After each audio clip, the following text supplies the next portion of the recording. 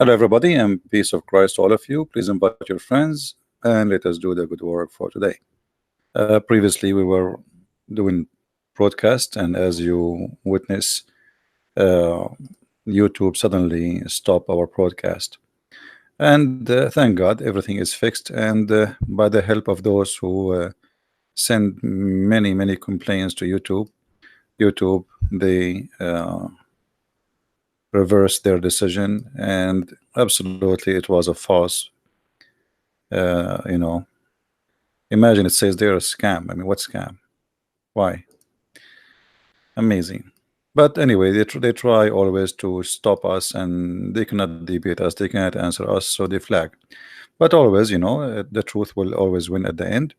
And we have tons of channels. Actually, the Muslims today, they helped me to finish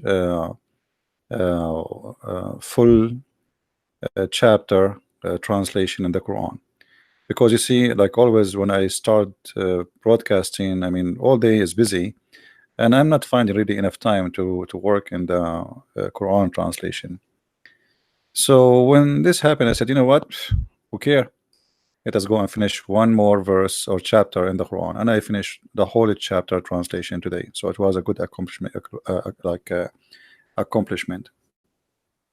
So thanks for everybody for your support, for standing with us, and remember, they flag us for a reason, because we are doing a very important jobs. They cannot refute us, they cannot answer us, so this is the only solution, but it's not going to work. I mean, what a big deal. That's why I told you to subscribe to the other channels, because you never know. I mean, but the solution is very easy. Just a new channel, subscribers, people come, you know how to find me very easy, and you can share with everybody. They try to put stress on us, and for me, nothing can really, like, I went through a lot of things in my life, and this is the last thing to be called a stress for me. I went through war. I mean, this is like a kids playing games. So if you think that this will be stress, that will be funny. Now, today we have a topic. No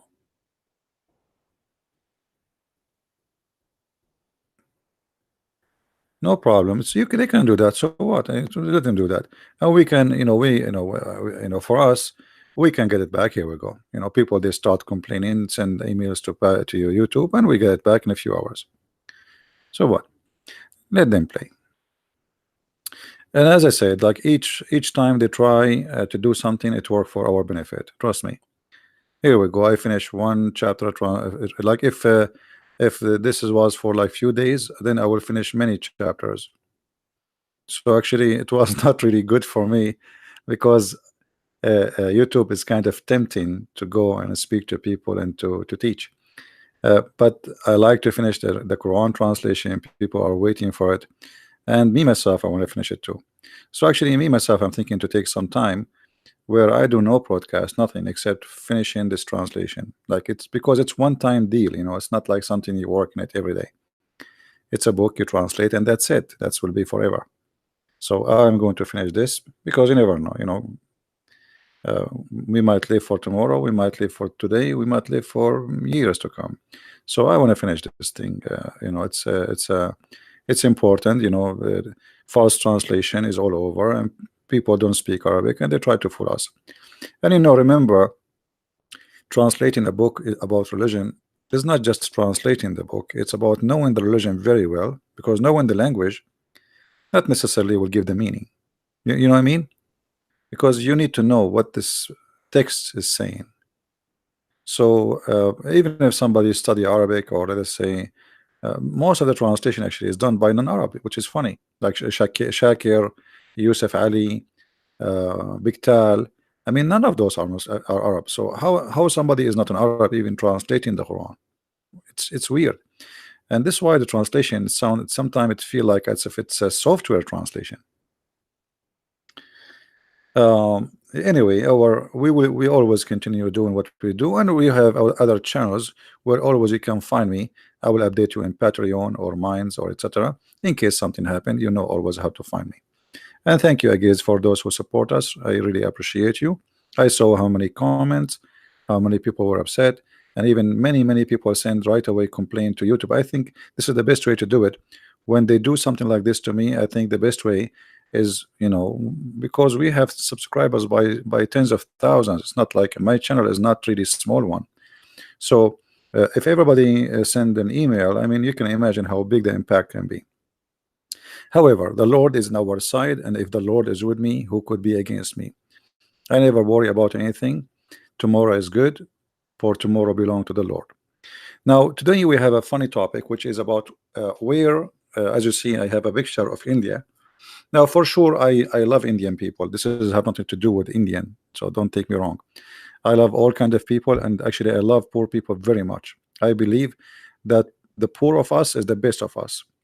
Wherever I go, I find always poor people are very receiving, very for sure. There's bad people everywhere, but poor people, generally speaking, they are really generous. And I will explain it to you. Like you go to a poor person who have nothing. I mean, almost his house almost, if you throw a ball in it, is going to collapse. And then he provide you with everything he have. They are very beautiful people. So today our topic is about some stupidity we learn always from legions. Like there is stories we witness in our day or daily life. As an example, how many of you believe in the omen? How many of you believe that somebody can do magic to somebody? Like I went to some countries, even Christian countries, and I noticed that there is many places where people believe that somebody can put a spell on you, or somebody can control you by writing some words, or so uh, you know but people believe, and I believe always those things can happen because of the lack of education, not the lack of intelligence. All of us, maybe me, if I am born in a family who nobody is educated, I never been to school, I never have opportunity to read books, and to not only to read, actually, I was reading when I was a kid. If you see how many books I have, I am not even 10 years old. I have like hundreds in the age of 10.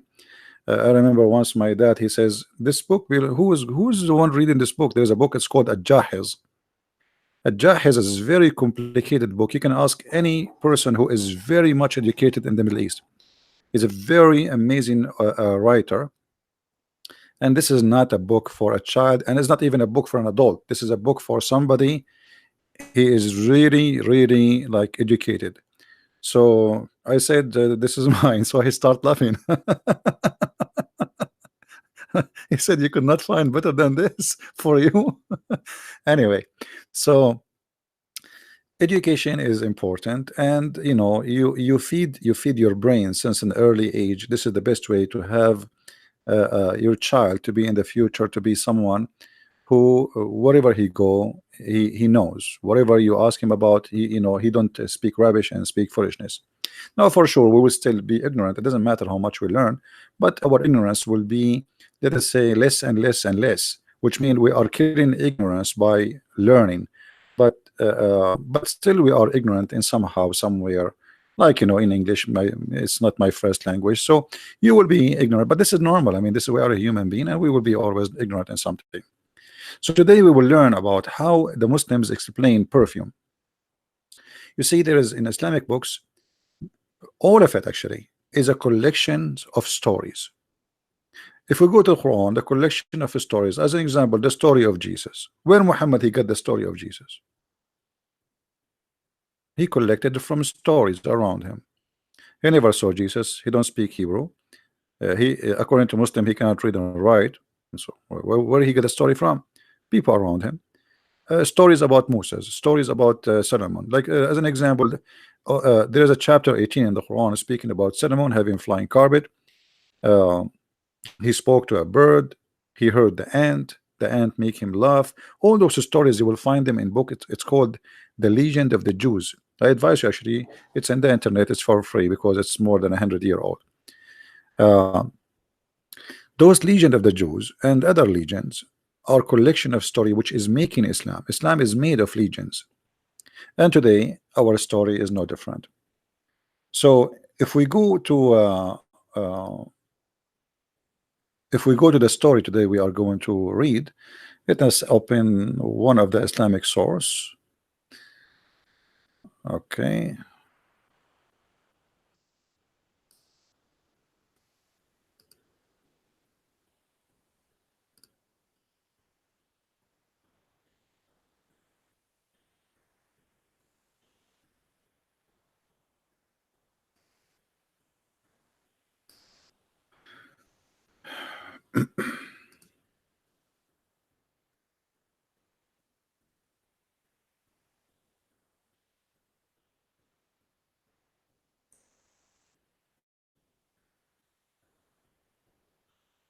Don't tell me it's not going to open now. That will be funny. Okay, let's see.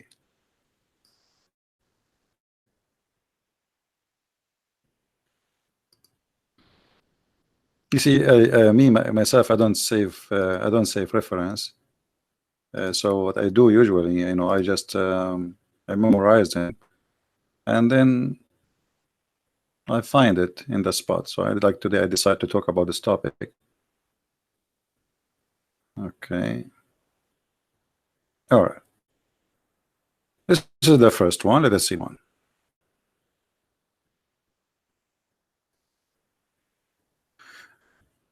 This is the book. It's called Al-Kafi. And this is a Shia book. Just take your attention. But this is equal to Sahih al-Bukhari for the Muslim Sunni. So this is Shia. I hope the sound of the laundry machine is not annoying. I have a very old machine from the cave time. So when it does laundry, it make noise like if it's like a truck. So I hope it's not annoying. Is the sound coming? Do you hear anything? I hope not. Thank you, guys. Thank you for the kind words. Thank you for all those who make donation. Read with me here carefully. Actually, sorry, the one who speak Arabic, he can read, and we will use Google Translation but first let us read in Arabic. We translate, and then we will use Google Translation. Here it says, the origin of the perfume, where the perfume is coming from. So the Muslims are trying to think like, okay, we have perfume, but where is the perfumes coming from? This nice smell. So what the story here is saying, that you remember Eve, she was sent from heaven, right? So she was in heaven and with her husband, Mr. Adam. So because she was in heaven, in her hair there was a smell of heaven. So when Allah he sent her down to the earth, and Eve, she used to comb her hair. And here it says, from Musa ibn Bakr, from he says, when Adam was sent down from heaven, he was sent down over a Safa. Remember, we spoke about a Safa and Marwa. A Safa and Marwa, it was two places where two little tiny hills or like mountains. Actually, they are not mountains, like they are a hill. One have a statues for a Safa and one have a statues for Al Marwa, male and female. So here the story saying that when Allah he sent Adam and Eve, one of them was sent on a Safa, which is Adam, and Eve was standing in the Marwa. And then she did comb her hair by a perfume from the perfume of heaven. And when she was coming down to the ground, she said, what is the benefit of this comb, which I'm cursed by Allah? So she threw it away. She opened the comb. It's like, it's like a brush. She opened it, and then all the feather of this comb or whatever it's made from fly, and then it kept flying until it arrived to India. And this is why the Indian perfume is very famous.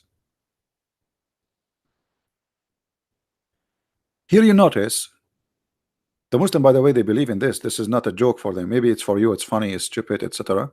But the Muslim believe in this seriously, and especially we're talking about the Shia now. But the Sunni, they have similar stories.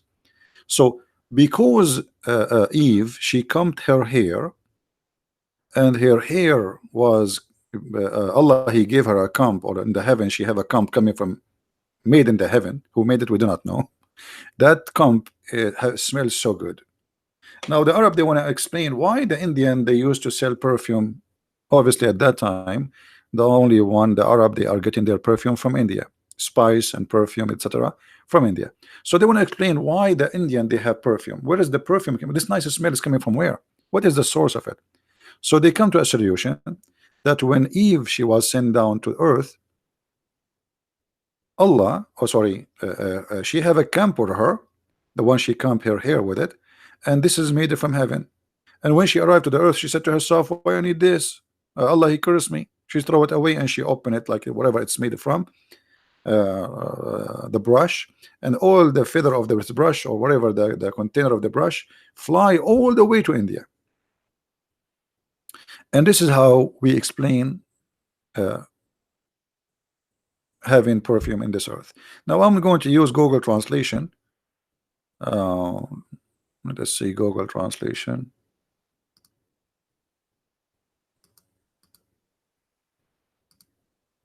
All right, this is Google translation.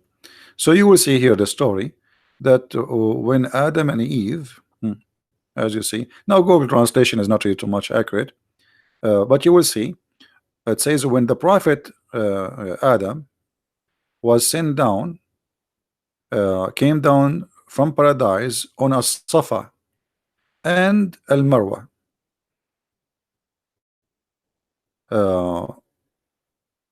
They brought with them the perfume of paradise, from the paradise. And then Eve, she said to herself, why I need this comb? What for? So she opened it and she scattered the feather and the, or whatever is inside the comb. And then the wind carry all those things all the way to India. And this is therefore the frequency become Indian, or the fragrance became Indian, as you see. Now this is Google translation for sure. It's funny and it's not too much accurate, but it gives you an idea. This what we are saying here is not fabrication, right? Now here you notice, you ask yourself, when the Muslims for centuries they are reading those stories and they believe in them, if there is one person really he did not believe, absolutely there is a lot of Arab who refuse those stories.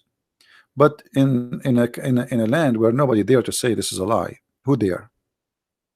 Islam sustains itself by the sword and by killing anyone who reject.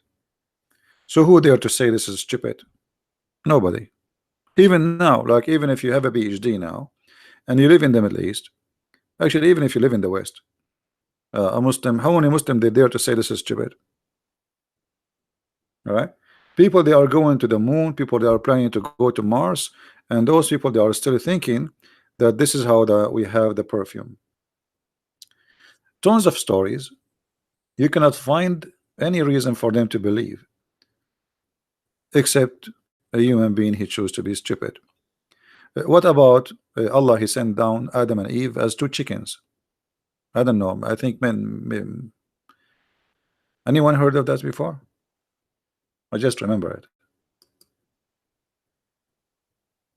Anyone heard of Adam and Eve sent down as a chicken before? Do we have any Muslim here?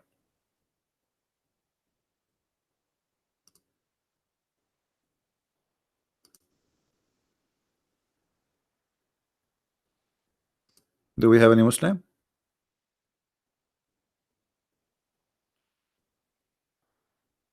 Guys, this kid, just ignore the kid. If somebody is a kid, we will ban him actually. We don't want the kid to be involved in chat with adult. It's not even safe for you to be here.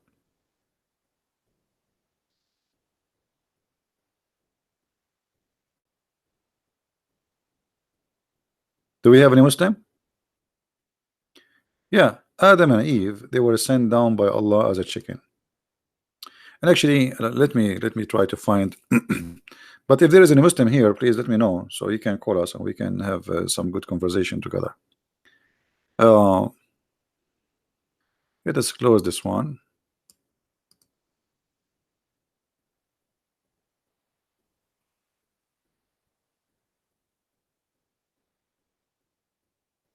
And let me look for the other one. I hope I will find it. You know, always the Muslims, they try to present their religion as something fantastic and amazing and science and etc. But the fact, what Muslim books contain is beyond, you know, fantasy. Fantasy is nothing. All of Islam is based on fantasy. Like you go to heaven, you have virgins waiting for you, river of wine, a river of milk, river. Everything is river. Even honey is river. And actually, it's funny that honey, in order to make it running river, the heaven have to be really hot. I mean, it's honey. If it is really, it's cool, it's not hot, the honey will not be moving. Will be like, I know I describe it. It's going to be like a glue. It's not going to run like a river. But anyway, it's a fantasy. Now let us see here. Let me search for the reference.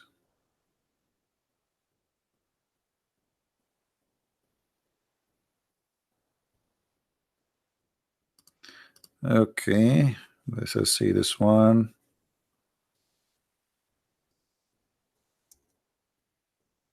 No, not this one.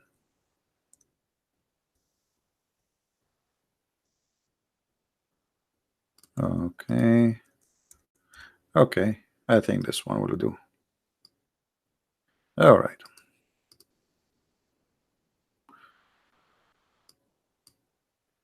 All right. This one, this is the book of Biharul Anwar. Biharul Anwar is equal to Al-Bukhari 2 for the Shia. Volume number 11, page number 207. And here we see the following.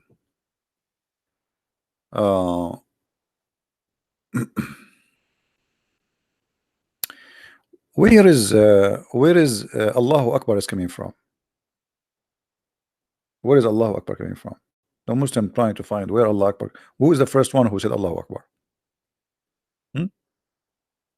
Okay. If we go actually to the page before it, this is 207. Let us go to page 206. All right.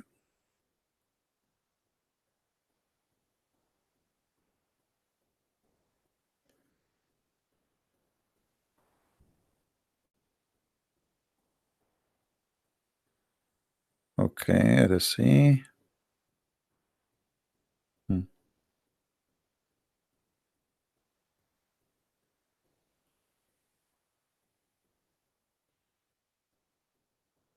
I mean, the stories here are very interesting, but I don't know if I'm gonna read all this for you.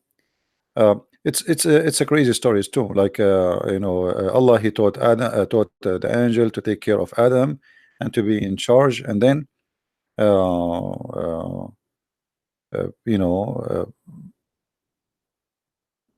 Allah, He told the angel to enslave all the creatures He have, and every year He gave a report, or let's say, and He teach them what Allah He wanted want them to do, and then Allah, He made this angel with Adam to remember the orders of Allah, and He remind him about it every year. And then when one day Adam, he decided to disobey Allah, so Allah, He took him out of heaven and He made him forget the teaching of Allah and the constitution of Allah, or let us say the deal with Allah, which Allah He put on him and in his son Muhammad. So Muhammad is the son of Adam, uh, which is his inheritance. Muhammad is the inheritance of Muhammad. And then He made him, Allah, He made Adam kind of a fool, and he is confused. But when Adam, he decided to repent to Allah, uh,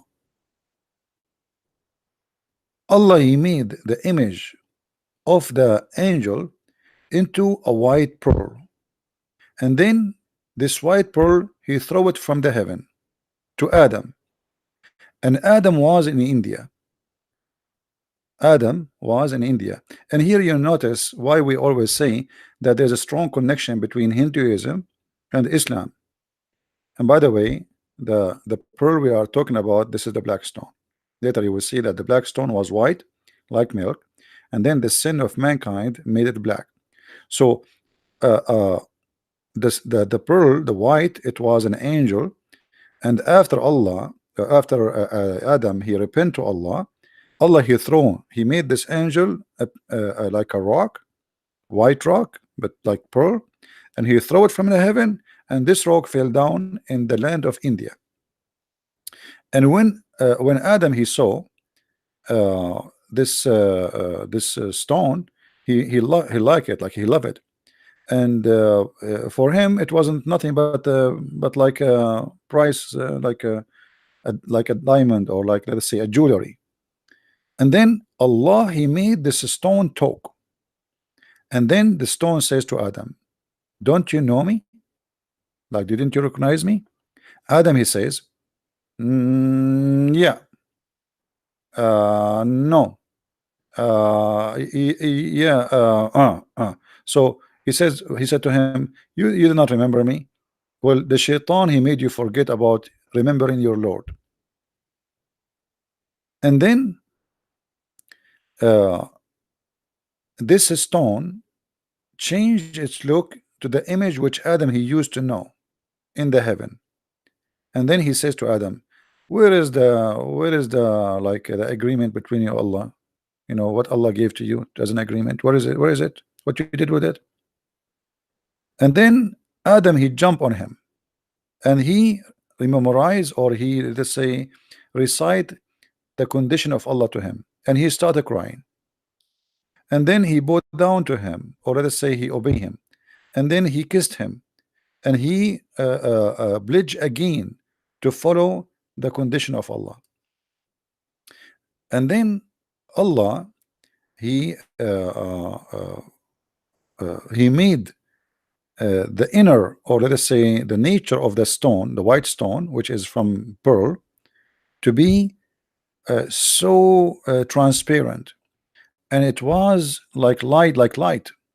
And then Adam he carried it in his back, because he is respecting it and praising it. And then if he got too tired from carrying this stone, Jibril will carry it with him, like will carry it, like, okay, give me, like, I will give you a break, give me the stone, until he was able to bring it all the way to Mecca. And they keep doing that until they arrive to Mecca. And then every day they pledge to Allah, every day and every morning, every night. And then when Allah send Jibril down to his land, which means to Mecca, and he built the Kaaba, he landed down in that place, which is between the Rukun wal Albab. There is a place like in the Kaaba, you know, between the door, the corner of Yemen, where we told you before about the stones from Yemen, and the door of the Kaaba. And in that place, Adam he saw a vision, or he saw something. He saw the vision when he took the agreement with Allah. And then in this place, the angel, you know, he taught him the condition of Allah again. So now they are explaining why the Yemeni corner is located in that place. All of this to explain this. And then Allah he set away Adam from the Kaaba to As-Safa, and then he set Hawa to Al-Marwa, and he made the rock, or sorry, that rock is a corner, and then he says Allahu Akbar. So all this story to tell us why and who is the one who first said Allahu Akbar. Do you see it? Do we have any Muslim here want to say something? All this story, all this mad story to tell us who is the first one to say Allahu Akbar. It was Adam. So Allah he sent him down to the earth with Adam to As-Safa, Hawa to Al-Marwa. And then, by the way, if you notice, if you go in the Quran, you will find in the Quran it says that when the Muslims refuse to practice the ritual of As-Safa al-Marwa, which is the ritual of the pagans. So Allah, He made a verse saying, supposedly, which is Muhammadaka Muhammad, you should know that As-Safa and al-Marwa is from ritual of Allah.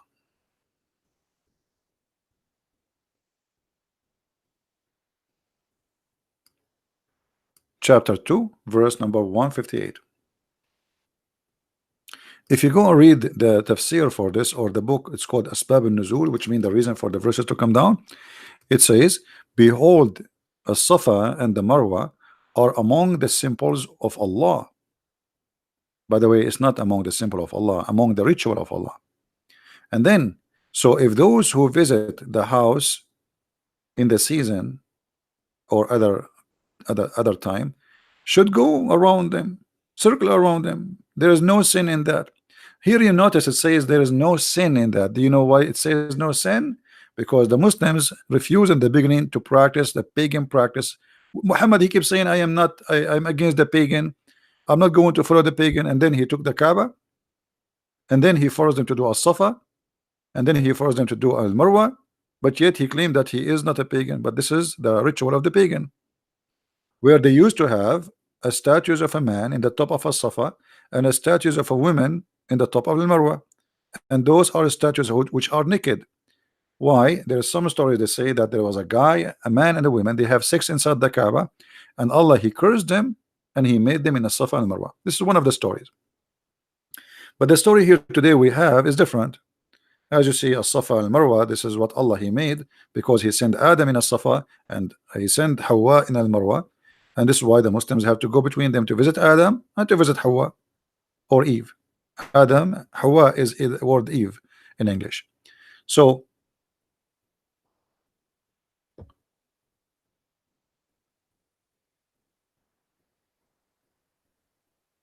yeah, we would talk about the construction of the Kaaba, but let us focus on the topic, please.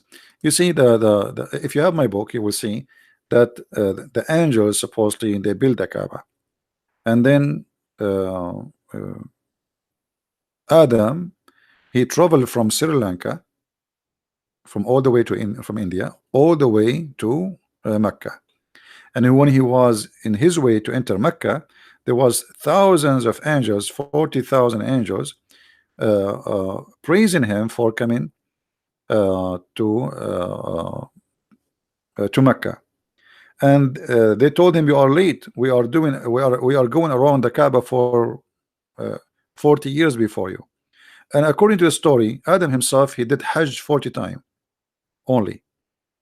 So imagine how silly it is. I mean, you go all the way from India, you come all the way to the Kaaba.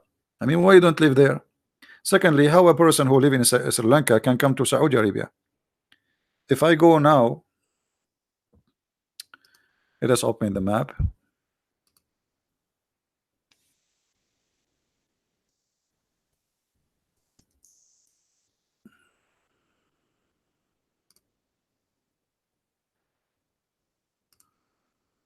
If you open the map of Sri Lanka, you will find that Sri Lanka is literally an island. Okay, how Adam he came from Sri Lanka to Mecca? I remember at that time, I mean, this is one guy deal. It's not like they have a they know how to make a ship. We are talking about a person. He is coming naked to earth, totally, literally naked. You know. So what? How this guy he came from Sri Lanka? This is why the Muslims now are fighting with the Buddhas over a place which is like a hill, and they claim this is the foot of Adam. There's a big foot, huge one, like in the shape of a foot, and they claim that this is the foot of Adam. The Buddhas they believe this is the foot of Buddha. You know, everyone with his madness. So Allah he sent Adam all the way to Sri Lanka, and then he went all the way from Sri Lanka to Mecca. But how? I mean, this strip is really stupid. I mean, what is that? How this guy can go to Mecca? Look where he will go. How he will go? In order to go to Mecca, and this is how it is. Let us make it more This guy, he have to swim, literally swim, not go by a ship. We are talking about the first man in history. He have to go and swim through the ocean from Sri Lanka to the mainland in India, and then he go through Pakistan right now, and then he go through Persia, and then he go to Iraq, and then he go around and come back to Saudi Arabia, and then he go to Mecca. Okay, all of this to go and visit a stone. Why you don't throw the stone someplace else? And why Allah he sent Adam in Sri Lanka? I mean, is that a wrong parachute? And if you notice, we just read a story before it, just the one before it, about the perfume, where it says that Adam and Eve, they landed in a Safa and Marwa. So every story giving you a different story. This is what Islam is about. All right, but this is showing us the influence of India over Islam. Obviously, it's a huge influence. How many different places did Allah send Adam to?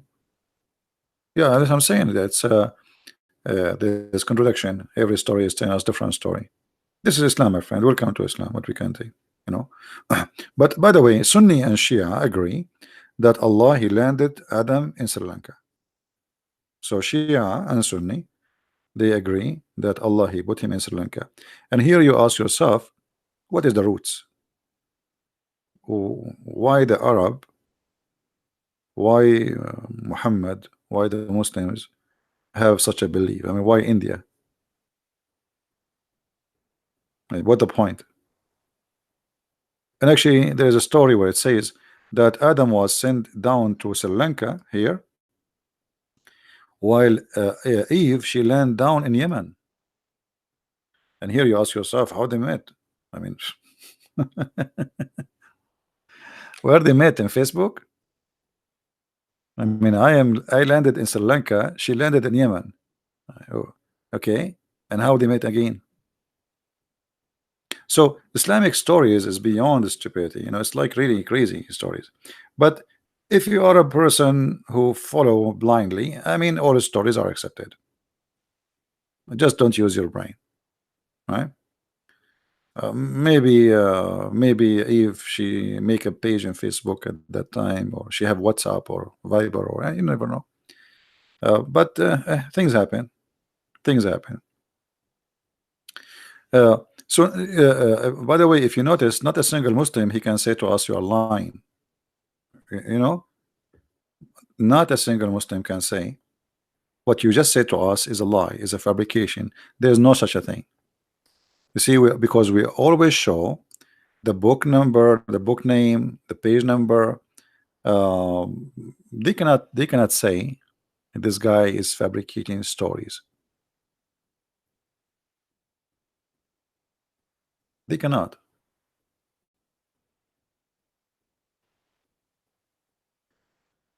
So why I want to be a Muslim, believe in a religion based on fairy tale stories? Like, you know, when a Muslim he says to you, we believe in one God. Okay, but your God, look what your God. But look the stories about your God. So okay, you believe in one God. Okay, so he think that because he say I believe in one God, that's mean he have the truth in his side. Well, it doesn't matter how many God you believe in. Let us say there's somebody who believe in 1,000 God. Still, if his 1,000 God are exist, it's mean he have a true belief. Correct? It's not about how many they are. It's about if they are true or false. How many will not change anything. You can believe in one, you can believe in a half God, a quarter God. so you know, we cannot say okay, because this person they believe on God, obviously he have a true religion. There is many religions who believe in one God. There is a church, it's called the Church of Satan. They worship Satan, and Satan is one God for them.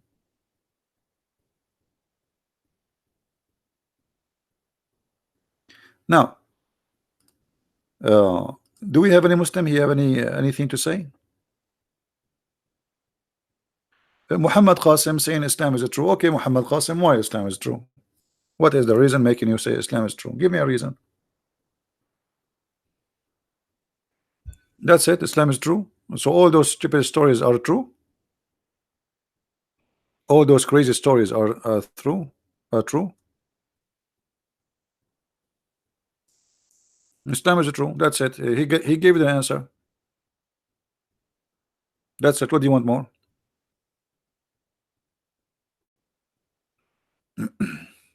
All right. Read with me, Mr. and Mr. True. The least of people of paradise in the position that one will have 80,000 servant. Okay. What is it true about that? I mean, what is the logic here? I'm trying to learn from you.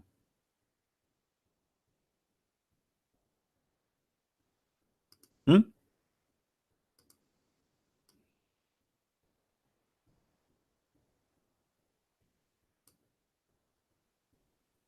Any Muslim?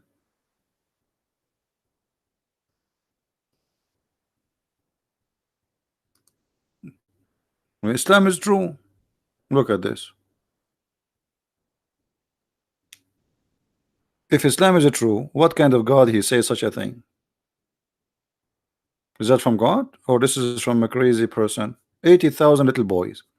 Those 80,000, they are not even men. They are little boys, as the Quran described them. They are little youth, and they are very white like pearls. Islam is true. Your bedroom is going to be a tent. I am in heaven and still I'm a tent. Yeah, because the one who made Islam is a Bedouin man. Still, he is speaking about tents. So it's going to be a tent, but it's made from pearl. Now, the distance of this tent is the same distance as between Damascus and Sana'a. Sana'a in Yemen. More than 1,200 miles. I don't know, convert that to kilometer. This is the bedroom.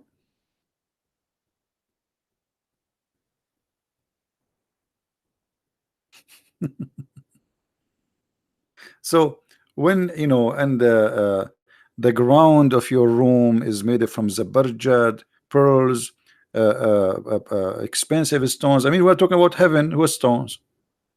What is the value of expensive stones in heaven?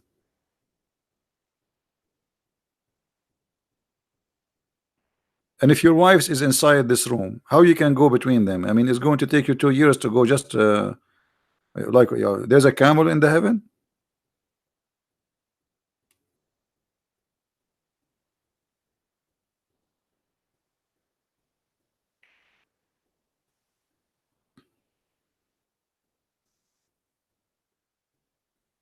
Any Muslim? So we can say as we wish, you know, we can claim as we claim, but the reality is different. This is cannot be true. Obviously, there's an extreme promise here, and the extreme promise does not even fit with any kind of logic. God, He created Adam and Eve. He did not create for them 80,000 little boys to serve them. And what the point? If in the heaven your food will be ready by wishing it, your body will be huge. That will make it even more stupid. Because why Allah will increase your size of your body? Size is relative. Are you going to fight there with the ants or what? Guys, our body will be huge. As long you are talking about the body is huge. Is it true that Adam was 30 meter tall?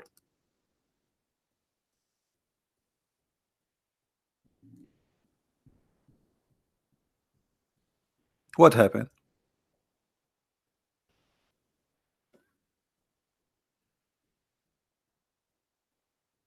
Hmm? 60 arms. I don't know. Convert 60 arms. 60 arms actually, no, not 30 meter. 60 arms will be, every arm is like 90 centimeter, I think.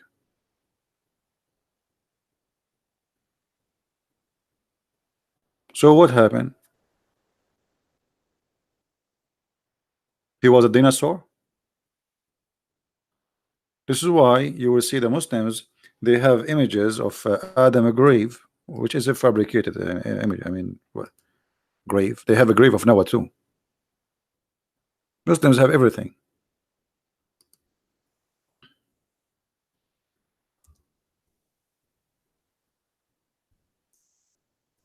If we go and search in Google, Prophet Adam grave, you will see what I'm talking about. Let's find it. Look at this, guys. This is the grave of Adam. Take a look.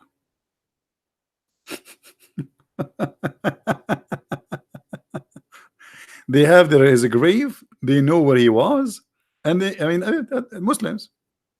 Look, open the grave for us. We want to see the guy who is like this long room. Open the grave. We want to see the guy inside.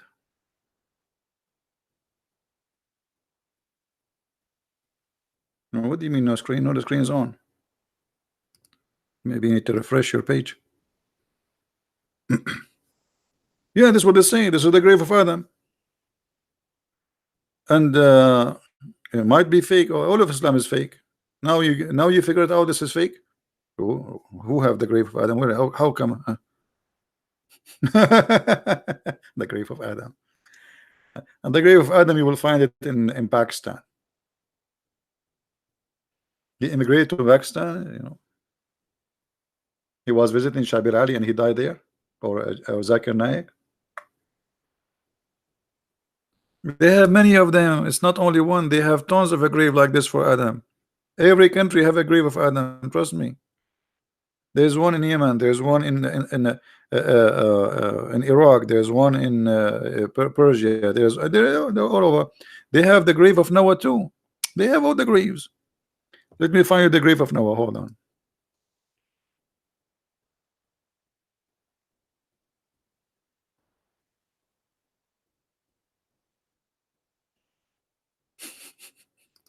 It's funny, isn't it?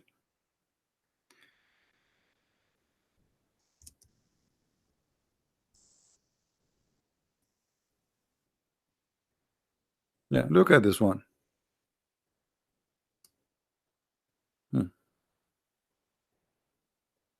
This is the grave of Noah. This is one of the grave of Noah. There's many of them.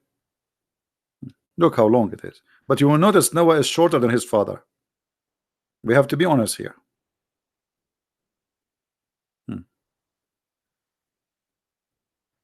The Quran spoke about a guy, his name is Saleh. Look how big the grave of Saleh. All the prophet was a huge. All of them, they were huge. Look how big. This is the grave of Saleh. His head in China, his feet in Cyprus.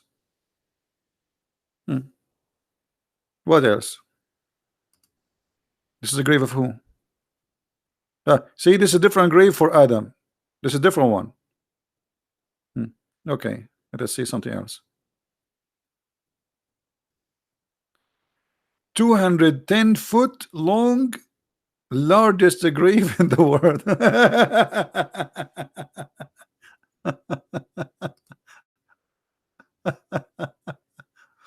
Oh boy. And Qasim, he will say to you, the poor Qasim, he will say to you, Islam is true. They should had been wide too, so it doesn't make sense. Yeah, as the rest of the story makes sense, Muhammad. Well, your prophet is the one who says that. Does it make sense for you? Does it make sense that in the heaven Adam will be 90 miles tall and Eve will be 30?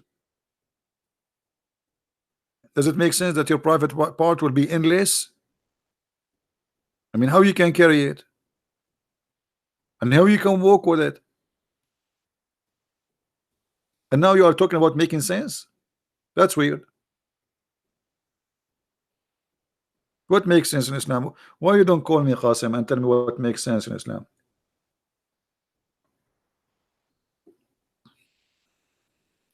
Do you like to call me and tell me what makes sense in Islam? Whatever the prophet he says is truth. Oh, okay. Yeah, this is the logic. Guys, whatever the prophet says is true. This is who? Who is this prophet? Hold on. Prophet Daniel. Look, even the Prophet Daniel is in Uzbekistan. Prophet Daniel, you know. Even they took even names from the Old Testament and they put them in Uzbekistan. Here we go. Look how big he is. Look how big he is. This is Prophet Daniel. By the way, this is why we coming from the east. Like always, I open the door. I don't see the guy who is knocking the door. I don't see him because he's not even to my knee. We are huge. Yeah, this is Daniel. This is Prophet. Okay, what you can say? True story. Who is this guy? Yeah, this is Daniel too. Welcome. Who is this guy? Look, this is other grave for Noah. Look how many grave they have for Noah. And look like the grave is not straight because it's so long. And they cover him with the blankets. Anyway, look, this is another grave for Noah. Like how many grave for Noah there is? This is a different one. Look, this is different grave for Noah. Different location, different place. Hmm.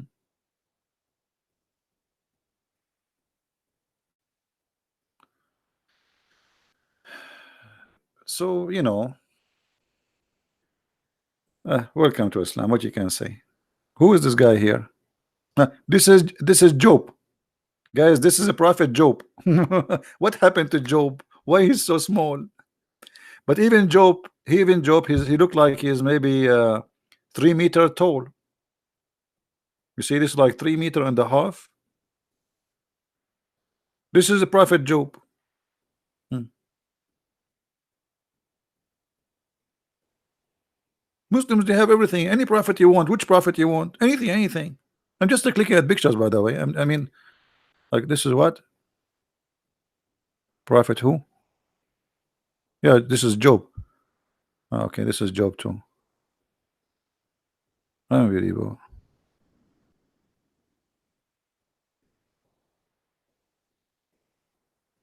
This is Shu'aib. Like, why Shu'aib is small? This is Prophet Shu'aib. Look how small he is. He's tiny, he's small.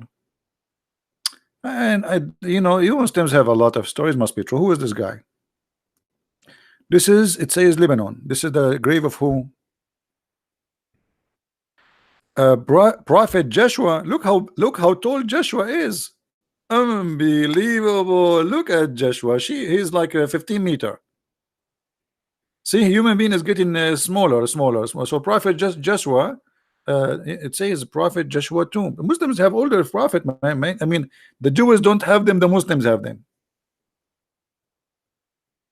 Joshua, Daniel, Job, you name it. What about Moses? Let me search for Moses. I did not see Moses. I'm worried about Moses now. What happened to Moses? What happened to Moses? Don't tell me Moses don't have a grave for the. Let us. I will search for Musa grave. Hold on. Just give me a second.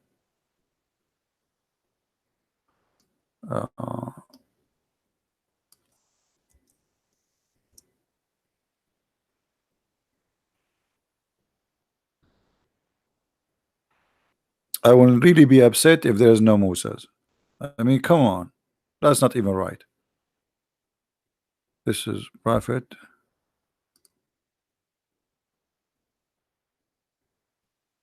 Who is this guy? Who is this guy, guys? Read the name for me. Read the name. What is the name? Elisa? Prophet Elisa? What do you mean? Who's that?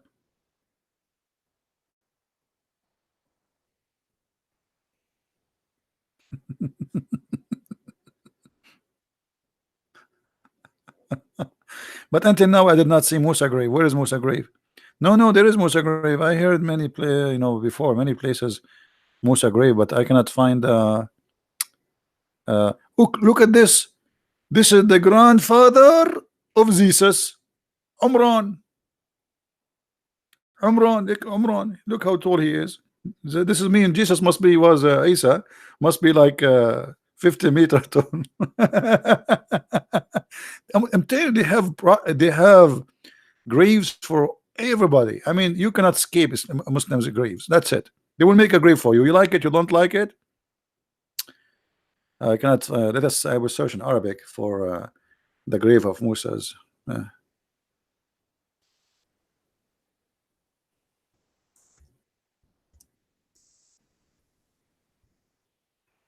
I'm typing in English. Okay, switch.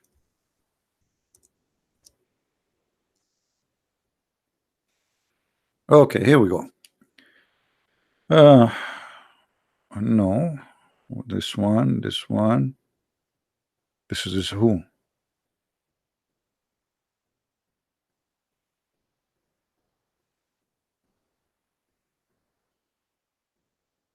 Who is this prophet? Hold on, I want to see who is this prophet. Uh, this is, yeah, this is the grave of Musa's. Here we go. We found it. What do you want more? Here, this is Musa's grave, brother. What do you want more? All right.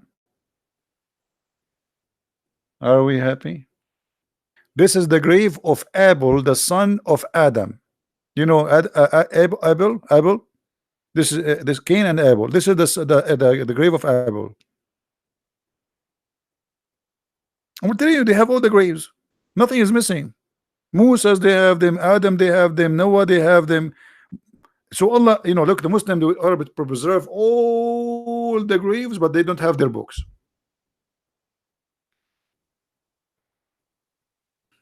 Hmm. Yeah, in Arabic we call him Qabil wa Habil. I mean, Islam, my friend, it's the only religion can preserve anything. Yeah, this is the grave of Musa's.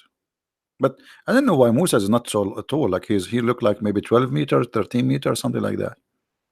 He's tall, but still shorter than me. Yeah, Cain and Abel. Yeah, yeah.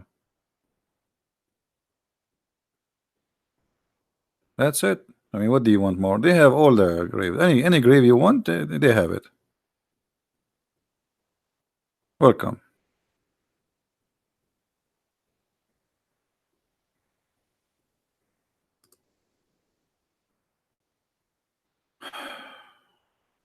Those are the steps of who?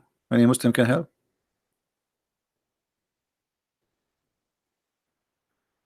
You might find Jesus' tomb soon.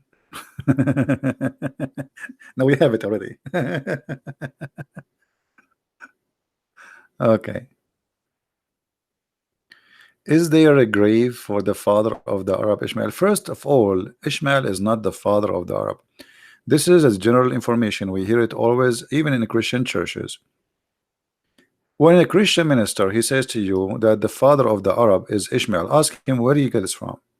My friend, please correct your information. Ishmael have nothing to do with the Arab. If you have my book, the first one, Deception of Allah, you will find even in Muslim books they agree that according to them, Ishmael he learned Arabic at the age of 13. So imagine I go to China, I learn Arabic at the age of 13 from the Chinese, and then I am the father of the Chinese. Are you getting my point? So even those who say Muhammad is from Ishmael is a joke, because in order to be from Ishmael, you cannot be an Arab.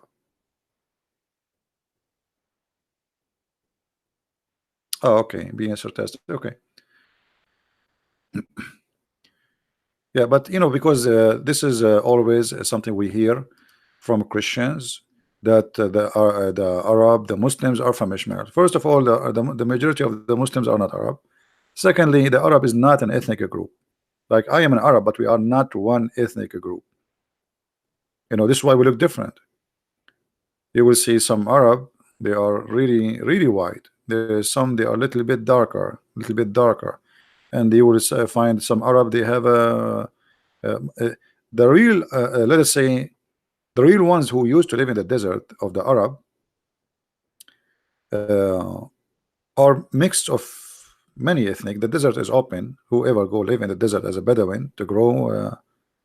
To make it simple for you, if Abraham lived in the desert, he's an Arab. You know what I mean? So Arab is an Aramaic word mean desert. It's not a name of a nation. Do we understand? The word Aram is a word mean hills. So the Aramaic are people who Aram was given a name which have a meaning.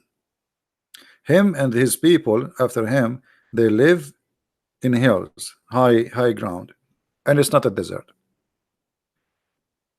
Arab is a name given to a land which is a desert. So whoever live in the desert, they call him Arabian. So if the Aramaic are exist today in USA, if you live in Arizona, they will call you Arab. Especially if you are a person who live in a tent. Desert and tent, you are an Arab. So Arab actually usually it means two things in the same time. That you are a Bedouin, you don't have a fixed place to live in, a tent. And at the same time, it was like when you say barbarian at that time, like people who they are savage, they don't take shower. But this is normal. I mean, if you are a Bedouin, what you would do? What shower? They don't even have water. So they smell bad. Well, it's normal because they live in the desert. For me, when I was a teenage, we used to go for hunting. We stay in the desert for 15 days, and by the end of 15 days, and we are just going there for fun, you come back and you smell like really bad. I don't want to use the word,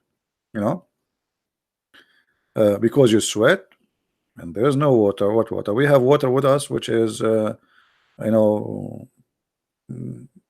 for drinking, and we have to be careful about even. And if we find water, even that water mostly is not really that good to drink from it. If you try to like wash. So people who live in the desert, they have a tough life. This is why when the Arab attacked the Roman, the Arab they are savage, and they can win a war better than somebody who is spoiled. Like now, if you have a person who is a farmer, and you have a person who work in an office, and you tell them, okay, let us fight. Who is the one will win? You know the answer. The guy who uses his muscles all day long. So a Bedouin who spent his day in the top of the camel or the horse in the sun between his animals, he is a tough person. And even Ibn Khaldun, which is not an Islamic philosopher, Muslims accuse him to be an atheist, he said that the stage of a state of the Muslims is a 3 stages. The first one is the most strong one. It is the stage of being savage, a Bedouin savage. Then the second stage is when they are in the middle between Bedouin and civilian, and here they are weaker. And then he says the last stage, when Islam the Caliphate destroyed, when the Muslim became comfortable and wealthy, and then they are not able to win a war. So to be savage, it was the key point to win a war. This is why Muhammad, he says to you in the hadith here, I've been victorious by terror. Why he was victorious by terror? Because his soldiers are savage, and like ISIS now. ISIS, when a little town here that ISIS is coming, people will be terrified. Those are criminals. So I was victorious by terror. Why? Where the terror is coming from? Because you have an army of savage. You understand? And actually, until now, Western, they cannot win a war with anyone because they are not being savage. You see, war, the point of a war is to be savage. I mean, look at the Western countries these days.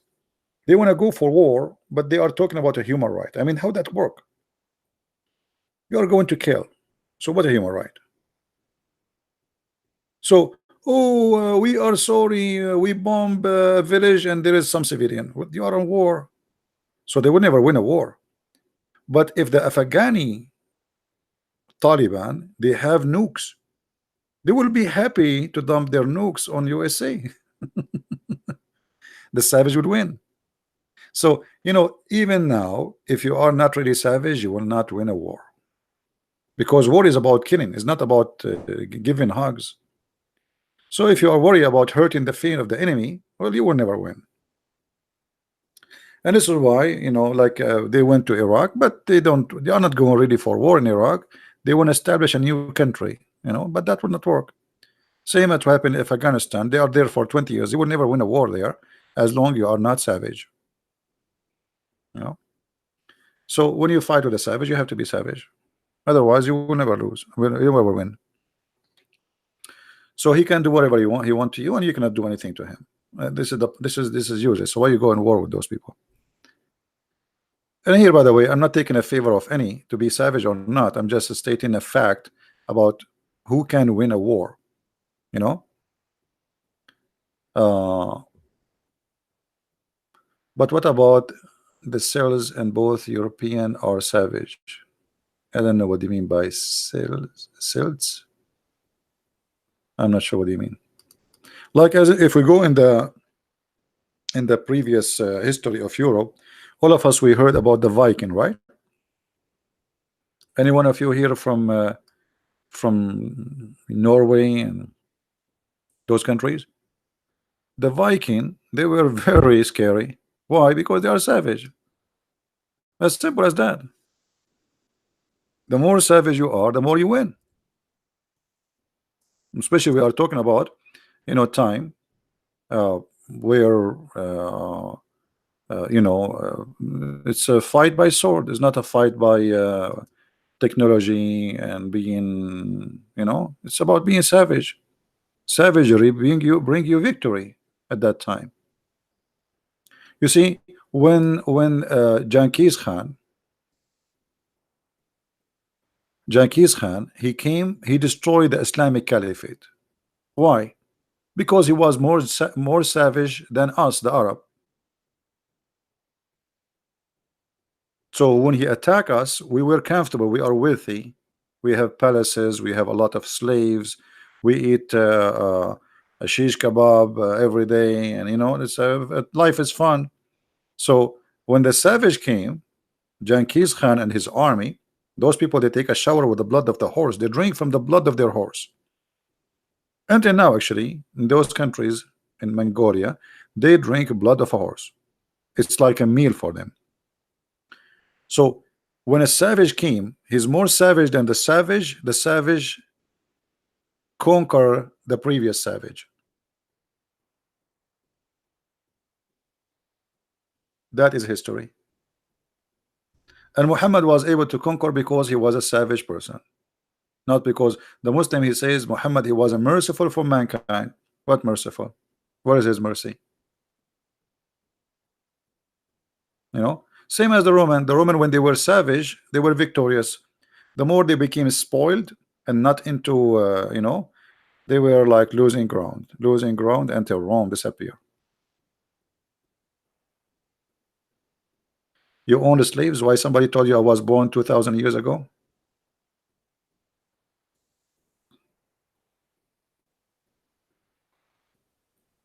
We are talking about Middle Eastern. Actually, in the Middle East, some countries until now they have slaves. Yes, until now. And the Bible speaks clearly. Jesus says the one who live by the sword, he die by the sword. Because you will be savage. Well, savage will come to you, will fight you. You are not the only savage in this earth.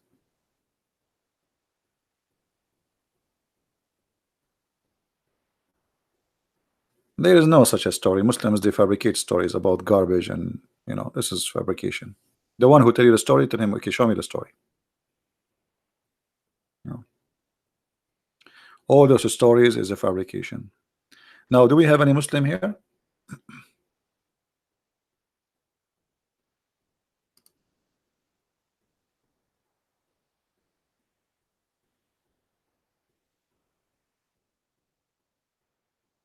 Any Muslim want to say anything?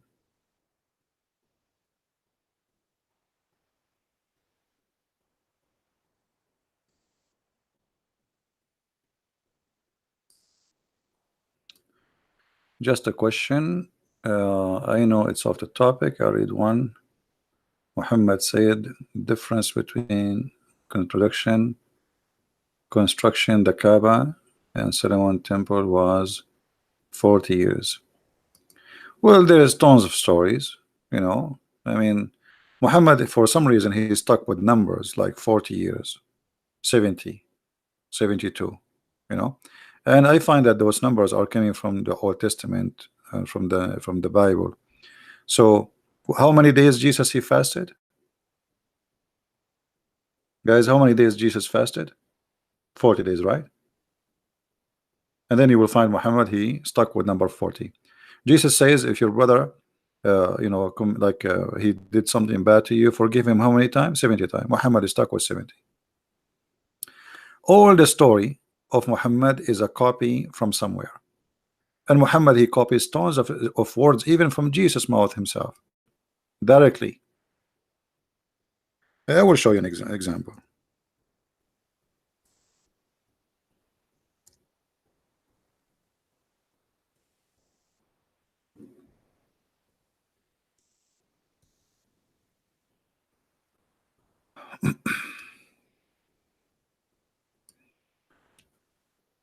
And you tell me, what do you think? I'm not going to make any comment.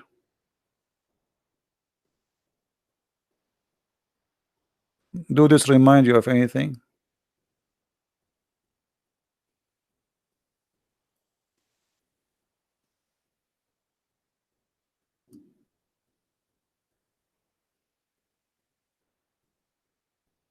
Hmm?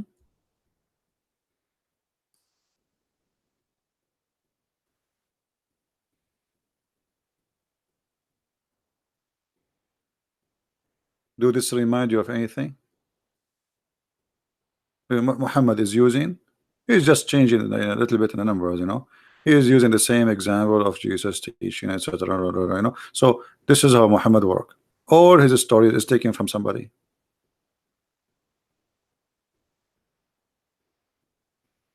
What about this?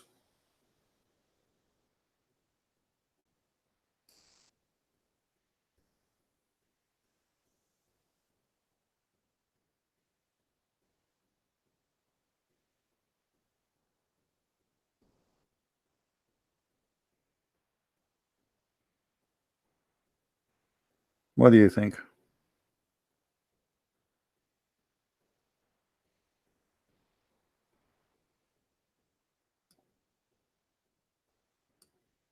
Do you see it?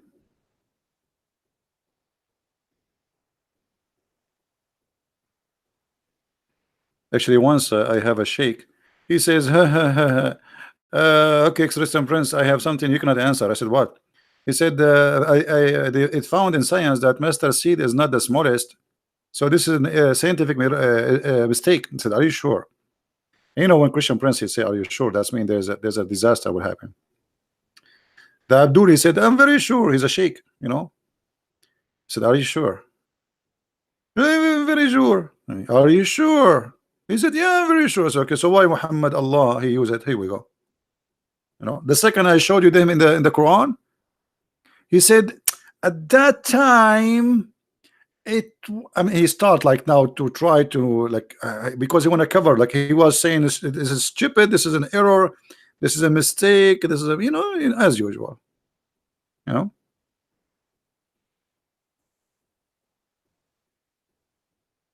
Right. So Muhammad, there's a book. It's called Qis wa Nabi, which mean a priest and a prophet. There is a good study in that book about Muhammad stealing from the Bible. Tons of examples.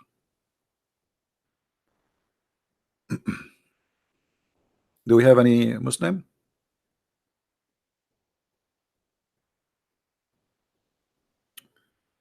663 watching, only 468 like it. Do we have any Muslim want to say something?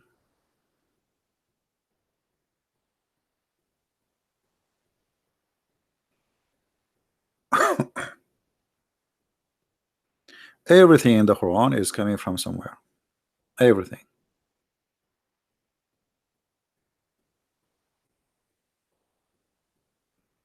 And if there is any Muslim want to say this is not true, get me busted. Feel free.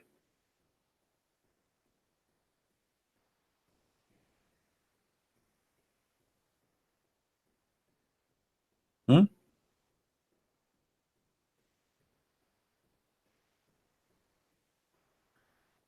uh, make your next book of all 100 million people, the Muslims. You see, like speaking about how many people get killed, this is a work of a historian who have a very massive knowledge of history. I have a good knowledge in the religion of Islam, not really because in order to prove how many people get killed, this is not in Islamic books. Muslim will not say really how many people they killed. So you have to trace numbers in different books. So that is a work of a historian. For me, I have all the Islamic, library in my head. But numbers, and if you make a study, you better make it accurate. Otherwise, you will lose the trust of people. I do not need to to start Arabic teaching again, because those videos actually they are enough to teach you. That's why we leave them there out for free. Practice them, practice them. We teach you from the alphabet how to make words, how to connect them. There's no need. I have no time to do all those things.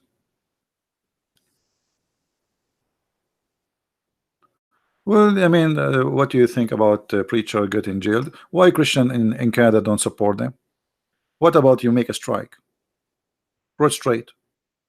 Where is the Christians in Canada? There's millions. They are the majority. So one of us something happened to him, and the rest they don't care. The government they don't care. The government they care only for those who they fear them. The Prime Minister of Canada, he just have a meeting with the Muslims asking them to vote for him. Huh? Why he meet with them? Because he know they are organized and they do things together. Christians they don't. Right?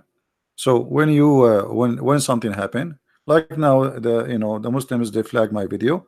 Many of you send an email, and YouTube took the flag off. Organized work. You see, when we are united, we are strong. When we are divided, we are weak. This is why always, through history, how we lost the Constantinople, which is today is Turkey. Simply, the Christians were divided. Division is the best way to conquer. Divide and conquer. This is why, for me, I fight against division. That's all of us, we Christians, and for me, the word Christian means Catholic, Protestant, Orthodox. Whoever believe in the Father, the Son, the Holy Spirit, the Trinity, whoever believe in the crucifixion of Jesus, resurrection of Jesus, the coming back of Jesus, the birth of Jesus, the miracle of Jesus, he is my brother in Christ. Division bring nothing, and it's not what Jesus wants. It's against the teaching of Jesus. So you claim to be Christian, but the second I say to you Catholic, you go crazy. The second I say to you Protestant, you go crazy. This is not a Christian spirit, and you have nothing to do with Christ.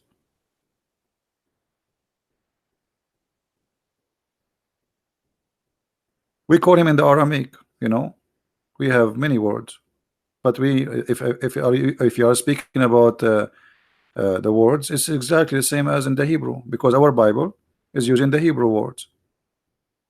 Elohim, Jehovah, Yahweh, etc. But the word God have many words in Arabic, like Rab, Ilah, which is same, actually same coming from Aramaic. All those are Aramaic words anyway. And our God, by the way, like for us as a Christians, the name of God is not the problem, because God did not even give his name to Moses. He said to him, I am. There's no name. We don't recognize our God by his name. Even the Messiah, he says, from their fruits you shall know them. The fruit of Christ, what if today somebody came to us and say, I'm Christ? Okay, show me the fruit of Christ. From their fruits you shall know them. Muhammad, he came, he claimed to be a prophet. Let us say Muhammad, he changed the name of his God and he called him Elohim. That still will not make any difference. I will give you example. The Jehovah's Witnesses, they have the same names we have in the Bible, correct? But they are cult. So we are not rejecting the cult of Islam because of the name of God. This is silly. This is stupid, actually. It's like somebody he have a donkey and he put a sign of Rose Rise in his donkey and he says, hey, I have Rose Rise. Changing the name will not change the quality. So our rejection have nothing to do with the name. This is not the reason. It have to do with the quality and the truth.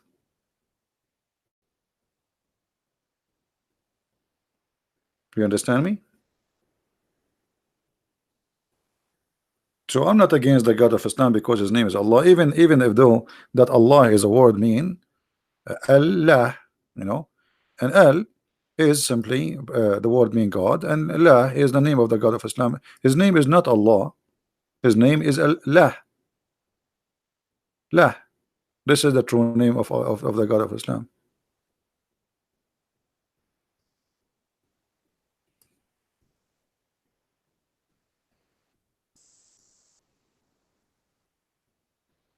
But you know, for you, you don't know Arabic, and the Muslim they say to you, do you know that the Arabic Bible translation they use the word Allah? This translation. Do you know that the Muslim Quran they use the word Jesus in translation? It's translation. There's no Jesus in the Quran. If you read the whole Quran, there's no Jesus. It's a lie. The Muslim they don't have the name of our Lord in the whole book. They have. They have a guy. His name is Isa. It's a translation. You know what I mean? So the book of Islam, they claim that they are following the same names we have, but the fact Muhammad he got all the names wrong.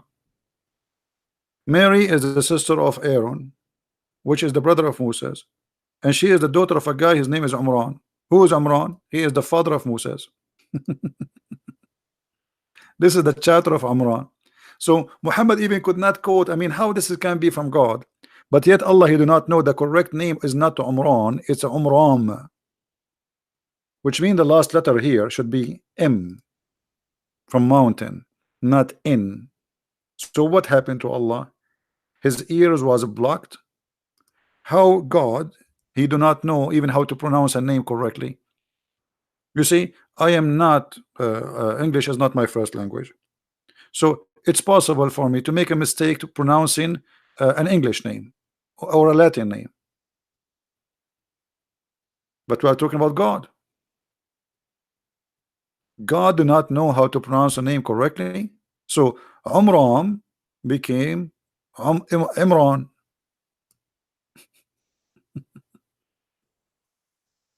Well, how is this happening? The God of Muhammad do not know. Look at this madness. Here we go. Alif Lam Mim. You ask a Muslim what is that? You say to you it's a miracle. Nobody knows what it means save Allah. Look, what the heck? Okay, I'm going to make a miracle now. If M Jim letters, how this is a miracle? How this is a miracle? What make it a miracle? So I will make some letter put together and make a miracle. It's a miracle. If you have my books, you will see what the miracle is about. And look, from the beginning, you will see the Quran, something wrong with it. Look, Alif Lam Mim. Okay, what the heck is that? I don't know. Allah, there is no God but He. Okay, how Allah? He says Allah, there is no God but He. Didn't He say I?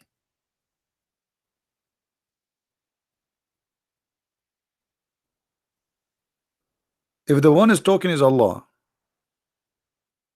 and then it says it is He who sent the book on you, who is talking? This is crazy. Who is the one is talking there? You ask the Muslim, they say to you Allah. Okay, how Allah He say it is He?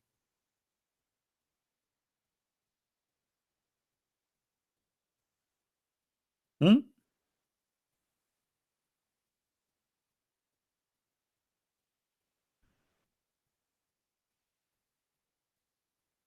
Any Muslim?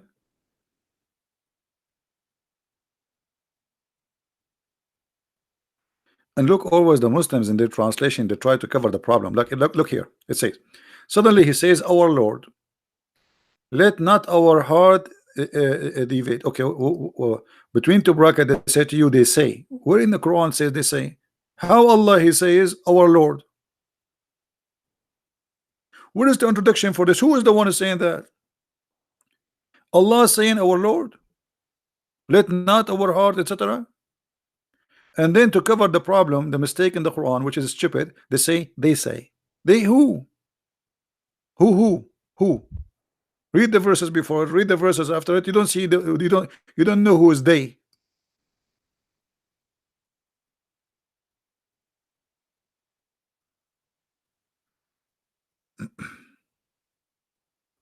And uh, there is a question no Muslim can answer. Where was Allah before the 7th century? Before Muhammad? Which books his name appear in? Any Muslim can tell us? Which book before the book of Muhammad mentioned the name of Allah?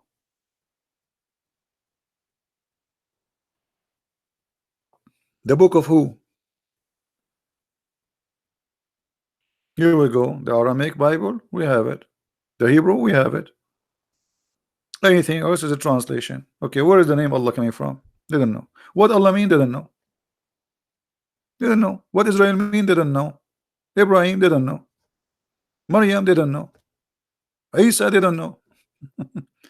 And imagine if you ask the Muslims what the word Christ mean, Al-Masih, they say because the word Masih coming from the word wipe, like wipe something.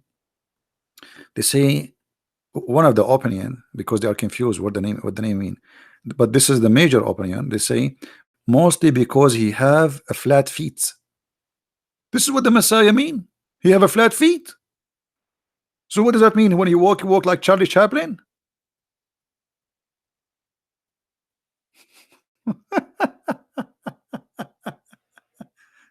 Because Islam is a theft, so they know nothing. The Messiah, the word Messiah, according to Muslims, because the Messiah have a flat feet. Yeah, sure, we have Aramaic Bible. Yeah, you can download it online. You see, there is Aramaic Bible, which is a translation for the Bible, and there's Aramaic Bible, which is written in the, because Aramaic is two languages. There's Eastern, Western, there's ancient, there's a newer. So Aramaic is not only one. I mean, there's difference between Aramaic. But if you remember, there's books in the Old Testament written in Aramaic. And why? Because the Jews themselves, they were enslaved by the Aramaic people, the people who speak Aramaic, the Assyrian, right? And the Messiah was speaking Aramaic too.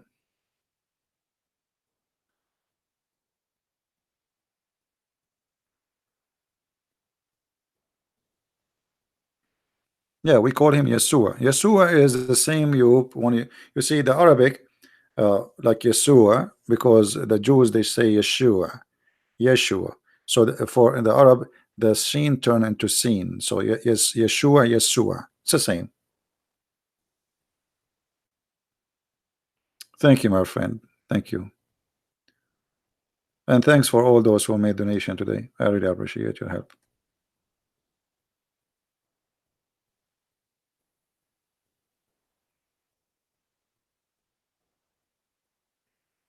But anyway, if you try to study this this cult, you will see easy it's a stupid cult. And look, if you read the chapters in the Quran, you will find there's no connection between verse and verse. This God, he cannot be God. He is suffering from a flight of thought. His brain is not functioning. There's no connection between what he say.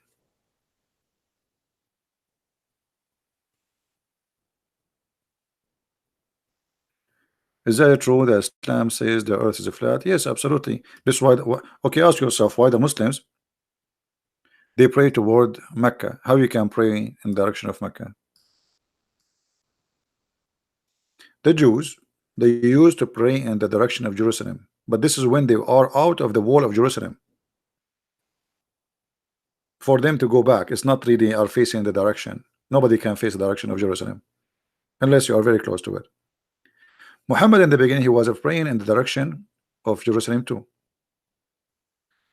But Muhammad, when he make it as a enforcement to pray in the direction of Jerusalem, Obviously, because of his ignorance, and we can prove it easy. The Quran confirmed that the earth is a flat. There's a verse actually, the Muslims they claim that this verse says that the earth is like a ball. Why? Because there's an idiot who made a video says the word daha mean ball, and then the Muslims copy paste as usual, you know. But the fact the word wal ardu ba'da dhalika dahaha mean make it flat like carpet. Look at the translation here. Change the translator. This is Yusuf Ali. Let us see different one. This is why we cannot take the Muslim translation seriously. Look here, there it says wide extend. Here it says spread the earth. What spread the earth? Doesn't say that. Not really. The word daha. Let me see if I can find what the word daha is coming from. Where? Trying to remember the word in Arabic, which is guys. What is the word you use? What is the name of the thing your mom she used in the kitchen to make pizza? Like when she made the dough, and then she want to make it like a circle. What is that tool they call it?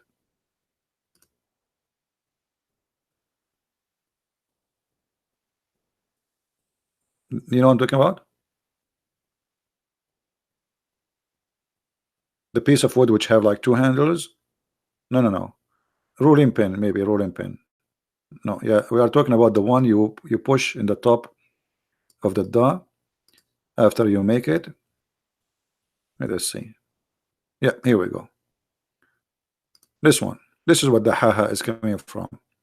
So he used that rule to make it flat, the same as the bread. All right.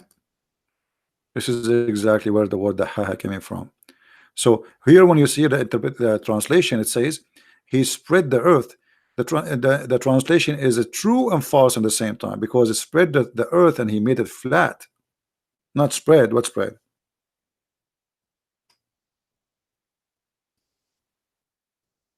You know what I mean?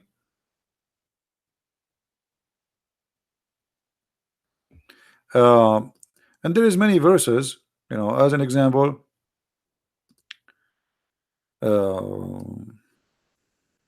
Allah, he made the earth as a carpet.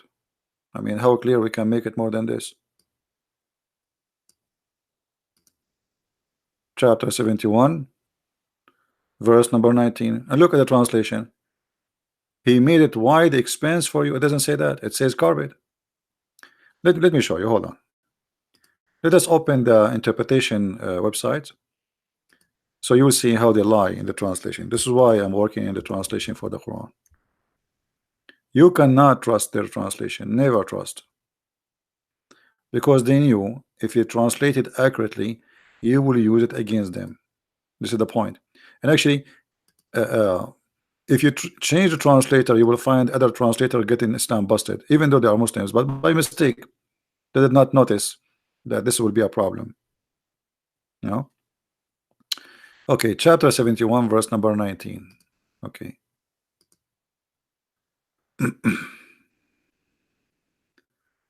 Let us go there.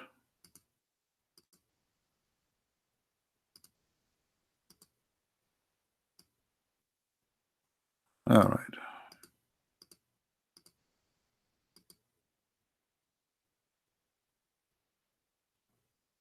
Look, even here in the interpretation, look what they are saying. Allah has made the earth a widest expanse for you to lay and sleep. But isn't it this is a flat? Why you don't say it says a carpet? It literally, it says the word carpet. Besought anyone who speak Arabic in you.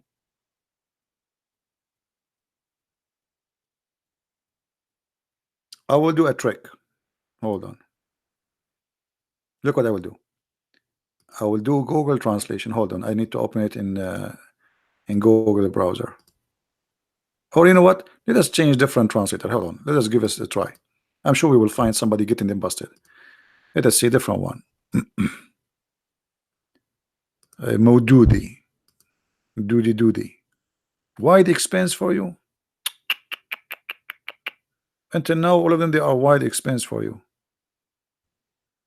Arbery. Oh, let this guy Dirabadi. What expense to you? All of them until now. Look. Ah, look at this guy. Finally, we got someone. He say it as it is. And God has laid the earth for you as a carpet. Okay, ask yourself, why all of them they were saying wide expense, nobody's saying carpet, when the word in Arabic is carpet. You can copy this sentence, take it to Google translation, which is a blind translation, and you will see translate the word besought, which is the last word here, as a carpet.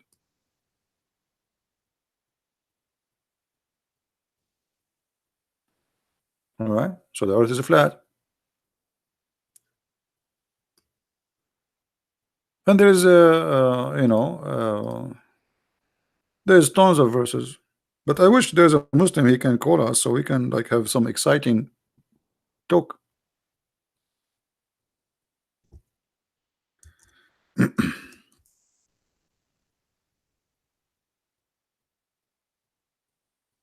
Any Muslim?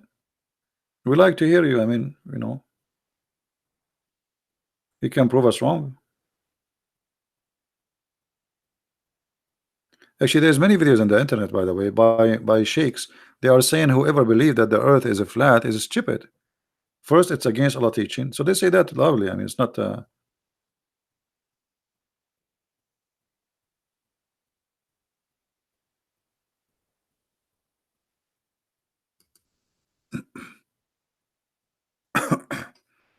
And actually, there is more verses. As an example, if we go to the chapter of Noon,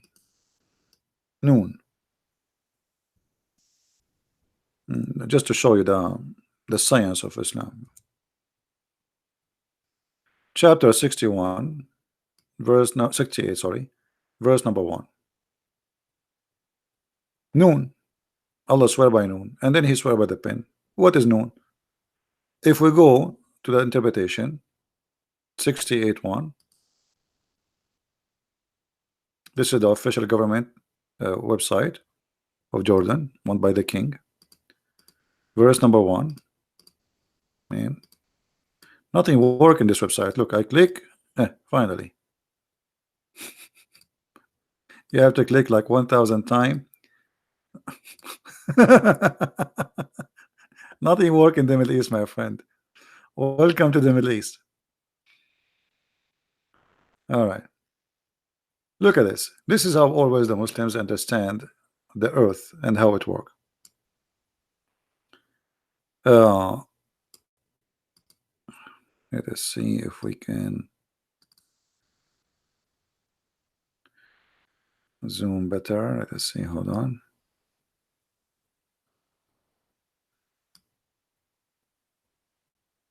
I don't know. Can you guys read the text still?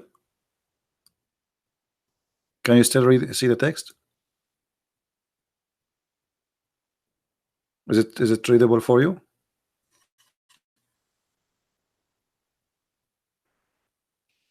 All right. From his authority of Ibn Abbas is the cousin of Muhammad. He said, regarding the interpretation of Allah saying noon, he says Allah swear by noon, which is, read very carefully, which is the whale that carry the earth on its back while it is in the water, and beneath which is the bowl, and under the bowl there is a rock, and under the rock there is a dust, and none knows what is under the dust save Allah. Here the Muslims are being honest. Okay, here our limit of knowledge is stopped. The Prophet did not tell us more. So the last point we know is the dust. What is under the dust we do not know. So the earth is in the top of a whale, and the whale in the top of a bowl, and the bowl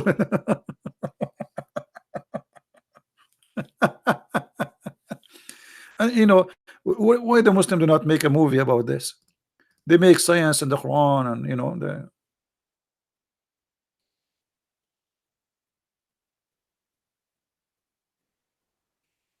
well, okay. If you are an Arab, it's very hard to hide the truth from you. unless you are a person who is not really searching. I mean, just to take things what people say to you. But if you are not an Arab, that will make it very difficult for you to know the truth. Like if now this is not translated, I'm not arguing here about the translation. By the way, translation here is not correct too. But look what it is. So if this is in Arabic and you never, none of us speak Arabic, how we will know this garbage? How we will learn about it? And this is why actually I did not make any book in Arabic, because Arab they have opportunity to read by their own, you know. But non-Arab they don't have the opportunity, and the majority of Muslims are not Arab. So look at this madness. And then the name of the whale is Lowish Farrakhan, and it said that the name of it's Lutia, and the name of the bull is Bahamut, and some they say it is Talahut or Leona, and the whale in the sea called Adwad, and it's like a small ball in a huge sea. Mhm.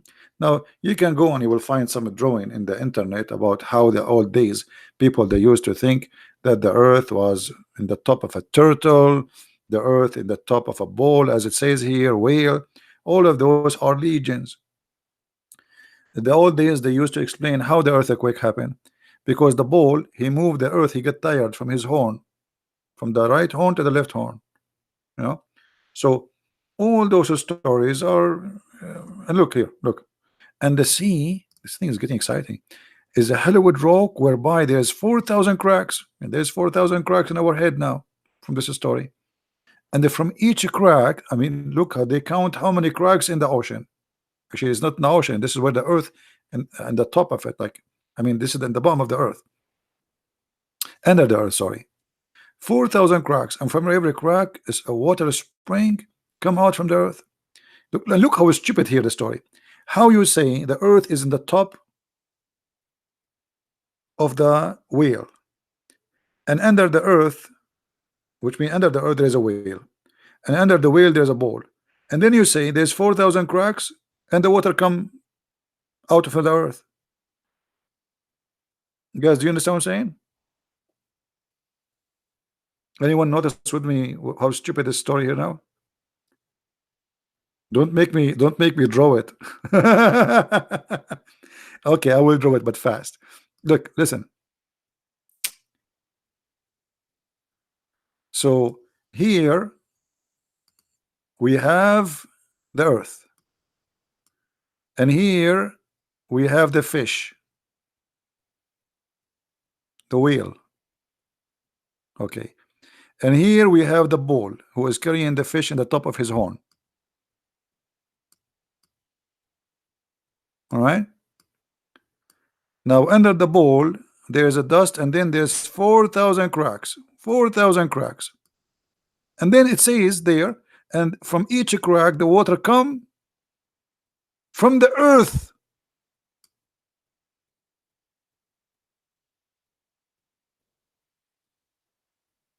But the cracks are not connected to the earth. They are connected to the water, which is under the bowl. And actually the water is not here. The bowl, there's no water in the bowl. The bowl in the top of him there's an ocean, and this is where the whale is. Crazy. I mean, what you can do, right?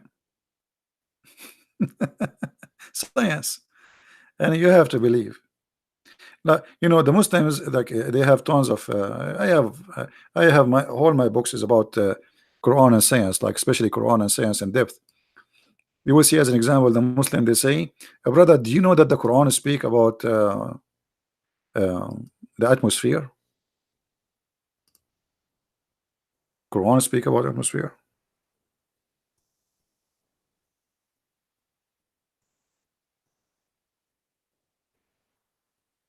Are you sure? Yeah, brother. Quran speak about atmosphere. Let me find you the website. They have endless numbers of what it's called miracles.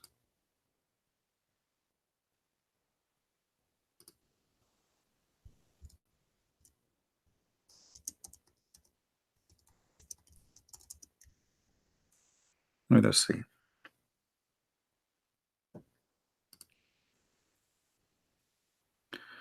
Look at this website.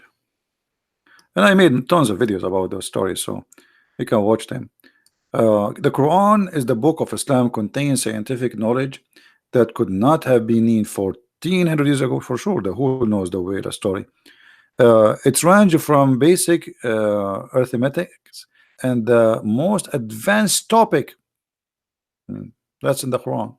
Okay, true story. And then you go here, the speed of light in the Quran, the terminal, etc. in the Quran, mass extension in the Quran, paper money is in the Quran, white hair in the Quran, rapture in the Quran, raptor, sorry, in the Quran, meteors in the Quran, all of those in the Quran. And then the second you start studying carefully, you will see that everything there is stupid. And here we go in front of you. What about we make a challenge, and I will open my Skype, and who is the Muslim wanna go? Give me a call, and he choose a miracle of his choice from those, and my duty to get it busted. What do you think, guys? Even though my voice is tired, but it's okay.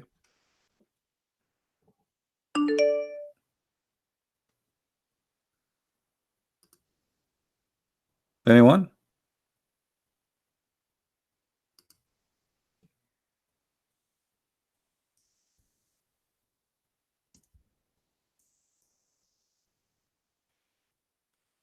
Who is a Muslim wanna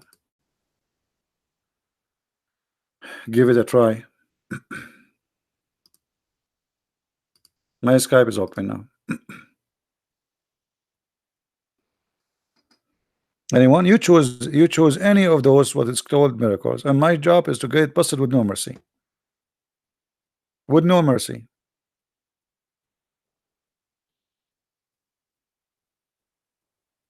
Any Muslim? Look how many. You choose. Look. All of this in the Quran. Everything, anything in the Quran. Qasim, don't send me a video, my friend. If you want, you know, choose one.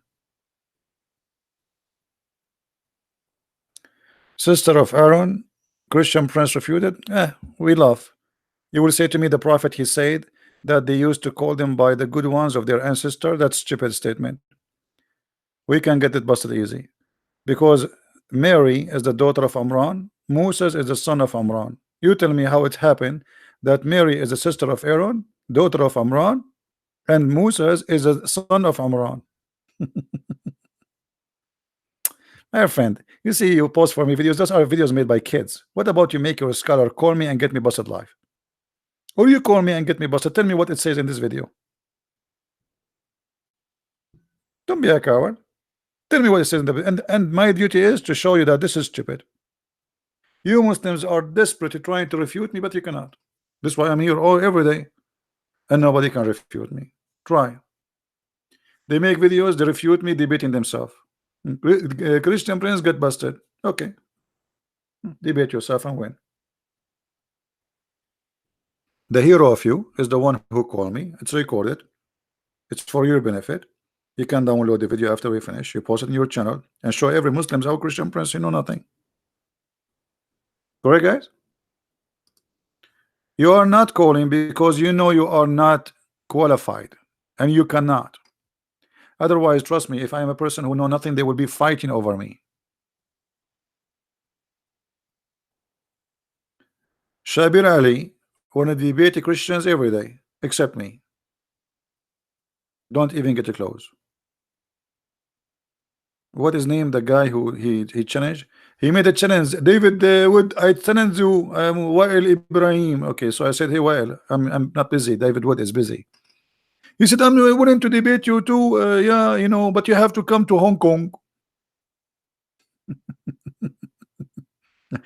How come in the case of David Wood, you don't you don't care if you debate him in Sky, but in my case, I have to come to Hong Kong? Same as Mimi Hijab, same as the other guy Samsi. I mean, all of them kids. So who is the Muslim want to show me any of those miracles to be truth? All those miracles are big fat lies, and this is additional proof that Islam is a lie. Because if Islam is not a lie, why you lie to prove Islam to us? Correct, guys? If Islam is a true How the followers of Islam, they lie to make Islam look good. A Christian who fabricate and lie to make somebody believe in Jesus, he is no Christian, he is satanic. You cannot make a person believe in Jesus by lying to him, because he believed in your lie. He did not believe in Jesus. In Islam, it's okay. The religion of all of it, even Muhammad, he says you can lie in 3 cases: your private, your friends, your wife, and your family. Who's left? Sorry, your enemy. Who's left? My friends, people around me. My family is my wife. Okay, and the enemy. Okay, thank you very much. Who left?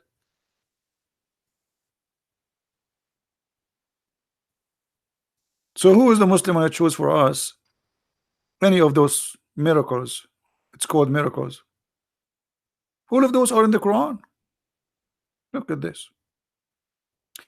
Even the tank is in the Quran. Do you see the tank?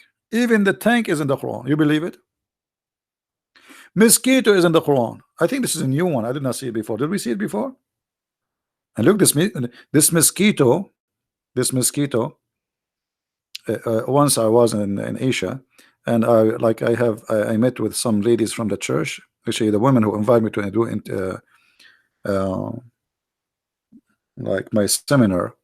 So I know the names of the first, the second, the third. I mean, it's a group. So I was introducing to the other one the names of those ladies. So I was saying Miss etc., Miss etc., and then suddenly a mosquito stopped in my hand, and I hit it. I said mosquito. So here the mosquito of the Muhammadan.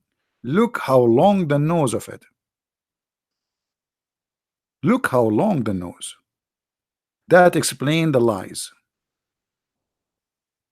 The nose of the mosquito is so long. Did you notice, brother? How long the nose? Look. Who is the Muslim when I ask me about the mosquito? Anything you want. Which one? Or if it is a lie.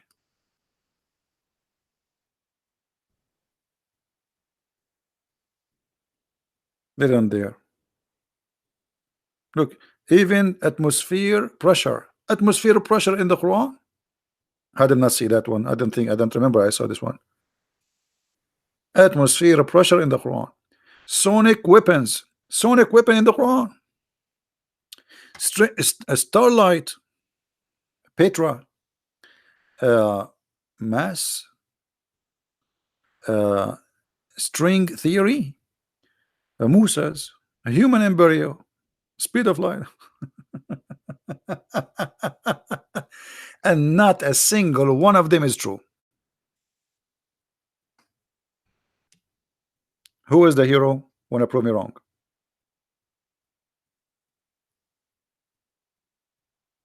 Who is a Muslim hero? Wanna prove me wrong? Mayday. We will talk to you nicely. You are welcome to talk to me and prove me wrong. Pakistan. Yeah, by the way, we as Arab, we don't have letter P. So when we read in Arabic, we don't say Pakistan, we say Pakistan. So some of you might say, this guy don't even know how to say Pakistan. We don't have P in Arabic, and we don't call it Pakistan. It is Pakistan. This is how, and even the Muslim themselves, they call it Pakistan. So you might think you are the one who supposedly have the correct name. No, you don't. Like if we ask you about like any like Iraq, you say Iraq. There's nothing called Iraq. It says Iraq. But because you don't have equal letters to the Arabic, you think, okay, this is the name. So if I call it Iraq, you say, what this guy is saying? There's nothing is called Saudi Arabia. What's Saudi Arabia? The name is written, it's pronounced wrong.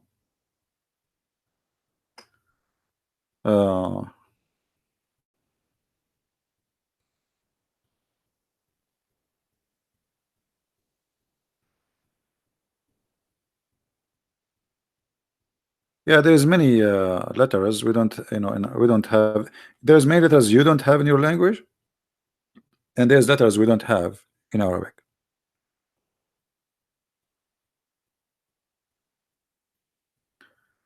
العربية السعودية. العربية السعودية أو المملكة العربية السعودية. مملكة is the kingdom. عربية Arab. السعودية سعودية not سعودية. Even the name, the letters orders in English is wrong.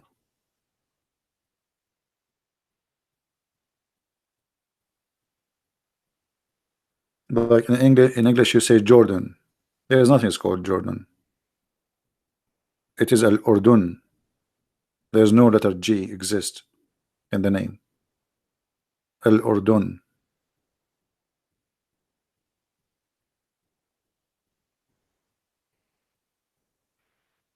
So do we have any Muslim want to say something? Look, even the north is there. Dark energy, soul expansion. What do you want more? I mean, that's it. The Quran, you find anything. Subduction. Look at this. Rocks cracks in the Quran.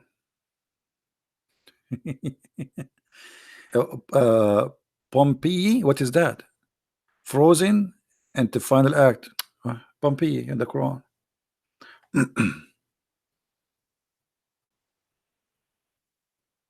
Anyone?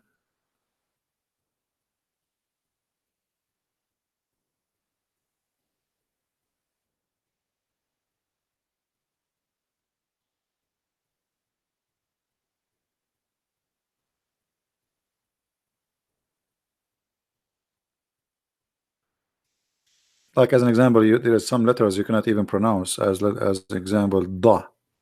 It's very hard for a foreign person to pronounce that letter. Sa. You say sa. There's no. It's not sa. It's sa. Sa. Da. Ah. You know. So a person who is a German, you say to him, say Bahra. He cannot say Bahra. Even if you learn Arabic, he say Bakhra. But Bakhra mean he do poo poo. Bahra mean a lake. So look at the difference between lake and poo poo. Or he's doing poo poo. It's an action. So like a German guy will say to you, how I can go, supposed to he learn Arabic, how I can go to Bakhra, which means how I'm going to do poo poo. But in fact, he's asking you how I can go to the lake. You know, because simply the letter he cannot pronounce it.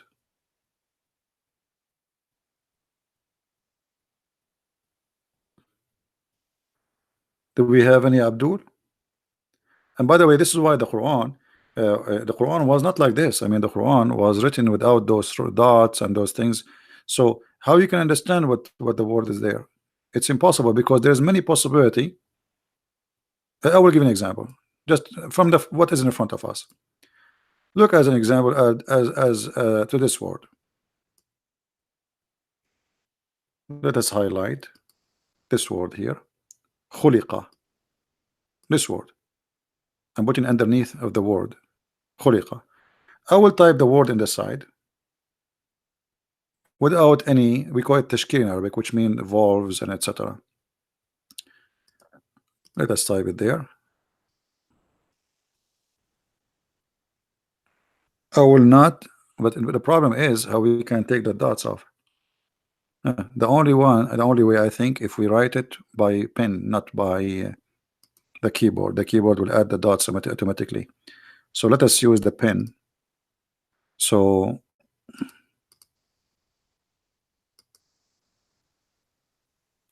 this is the word, and now we will write it here.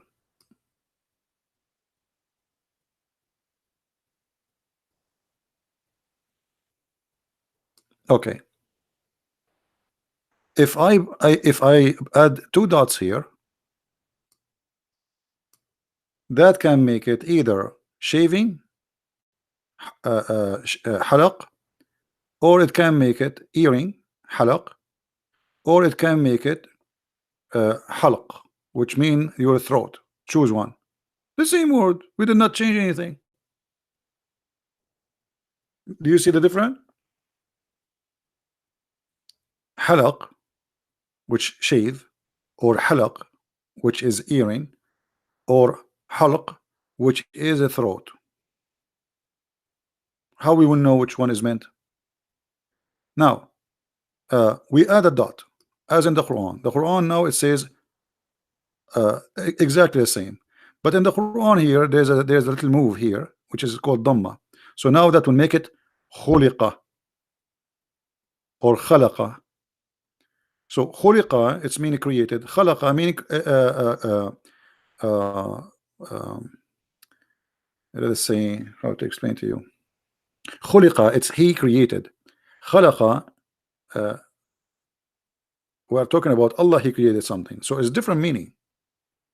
So just by adding little movement, things change. Okay, what if we took off the dots again, just to show you how many possibility can be.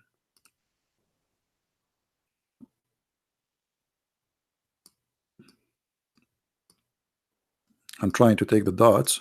Okay, here we go. All right. Okay. Now I will show you more possibility. If I added a dot here and a dot here, khalf, behind, khalfi, in my back, or it can be by adding a shadda. I can change it like somebody khalaf, like somebody inherit a caliphate. You see how many meaning? So it's just one word. So the Quran was without dots. So every word have many possibility of meaning, and there's no way to know. No way to know. So after many years of Muhammad, a person who is not even an Arab, he's a smart. He said, "What the heck with this language? We have to add things so we can make it clear."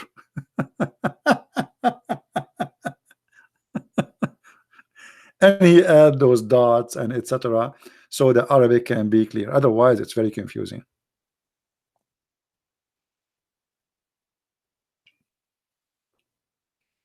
Hmm? So do we have any Muslim want to say something? They don't read it. Usually, I mean, this is why there's many reading for the Quran. As an example, if you go to chapter 1, if we go to chapter 1 in the Quran, in one Quran, it says surat. As you see this Quran here, it says surat. In the Moroccan Quran, it says dhurat. So what is the difference between dhurat and surat? Dhurat in Arabic mean farting.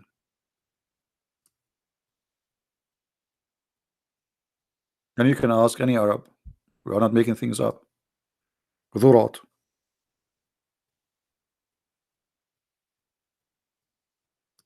What is the difference between the word in the top and the word underneath? Just one dot.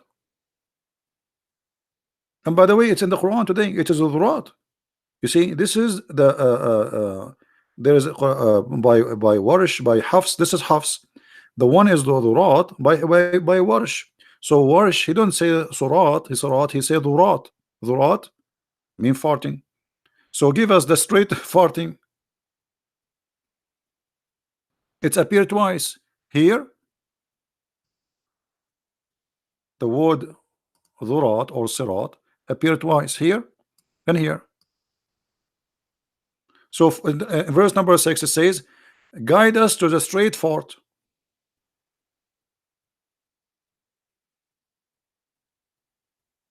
In this reading, it says, "Guide us to a straight fort."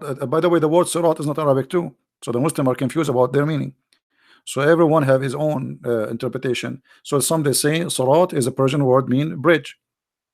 It like a carpet. I mean, it's many because this is not an Arabic word. So sirat or dhurat, Allah knows best. You know, if you speak Arabic, by the way, this is gonna be fun because this is tons of crazy stuff. But usually I don't talk about Arabic because what the point? There's nobody speak Arabic here. The Muslim, they say you the Quran Arabic is amazing. It's the most stupid silly Arabic ever. You can imagine.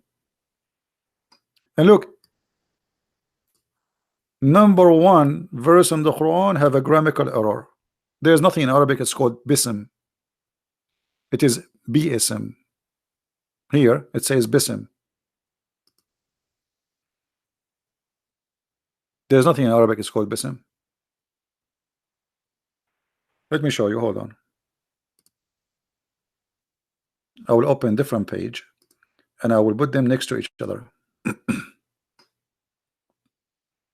See if we can do that.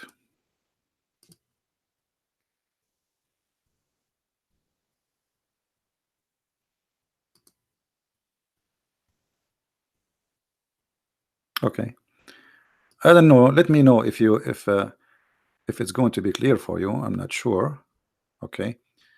Okay. We search for the word bism. Look. And now I think we need to take a snapshot for this one first. Let us take a snapshot because I think we'll not be able to put them together in one unless, let us see, hold on. Maybe if we do this like this, like that, like this, we have to extend, I think. Okay, hold on. All right. Is it still clear for you? Or it became so small now? Okay, look. This is the correct way to write the word bi'ism. Do you see it? This is the wrong one. In the same Quran. Anyone notice what the different? The different is here. This one, let us make it in different color. This one have an alif. Alif is equal to A, letter A. This one does not have it.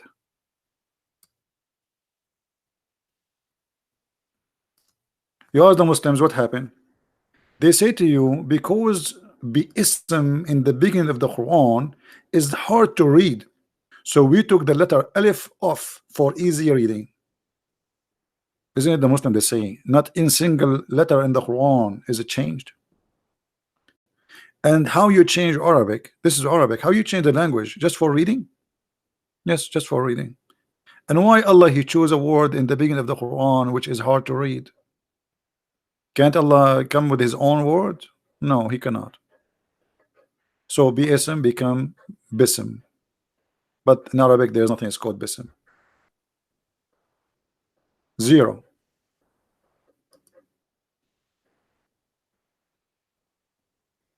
And as you see, the same word repeated how many times? Look here, 56, 74, 56, 96, 52, 69, 52, 96, number one. All of them, they are coming back bism. Here it's coming bism, which is obviously a stupid mistake.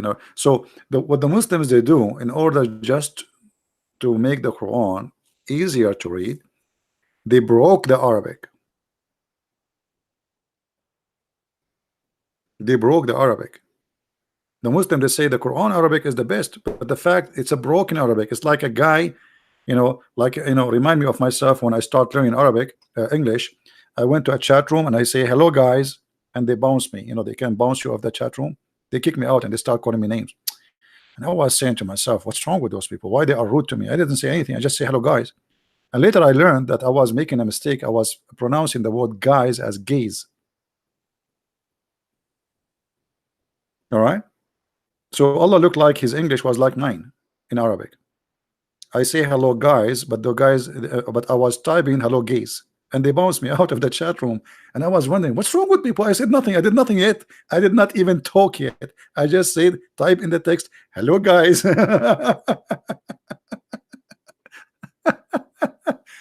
I mean, I want to improve my English, and then a second I enter, I said there is something wrong in hello guys. It must be.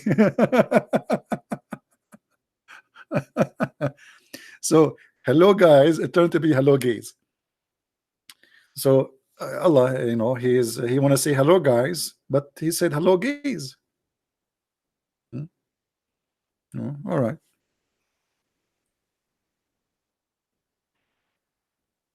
Anyway, I think we have enough for today. Did we have a good time? Guys, don't forget to download the video immediately after we finish, because we are not keeping them long in our video and your channel. As you see, we are target. We have a lot of enemies who don't like us to do what we do. So by your help, the videos stay there, people learn from them, and the knowledge is spread.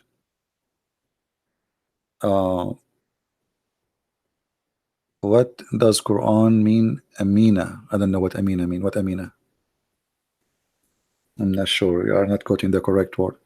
So I want to say thank you guys for being here. Please download the video immediately after we finish, and until we see you again. I hope tomorrow. Tomorrow is Sunday, but why not? We'll try to go online. If people miss us, I don't know if people will miss us by now until tomorrow. So until we see you soon again, may the Lord bless you, and thanks for all those who support us in every way, in every mean, by kind words, by donation, by downloading the videos, by emailing YouTube when they flag my videos. I really appreciate all of you. I'm really thankful for all each one of you. I feel like I have a family, and God is good. The Lord always he gather his childrens, and they are united with love and patient. And remember, the devil will not leave you alone as long you don't leave him alone, because for him, as long you do good, you are not leaving him alone. So the second you leave him alone, he will leave you alone. If you are a person who go get drunk, do gambling, do anything you want, but leave God and religion and belief and faith, stay away from that. Devil, he will be in your side. You go, you see people making videos, getting naked in the camera. I mean, they post crazy stuff. Nobody flagged them. Nobody even complained. A woman, she is showing her panty, shaking her ass. Nobody will flag a video like this. But our videos are a target, because we are sharing the truth, and the truth will set many free. And the second you share the truth, a lot of stones will be thrown at you. And you are not better than the Lord himself, for he was crucified. So if our Lord himself was crucified, who we are to complain? Thank you. May the Lord bless you, and see you soon again. Christ is Lord, Islam is false. And see you.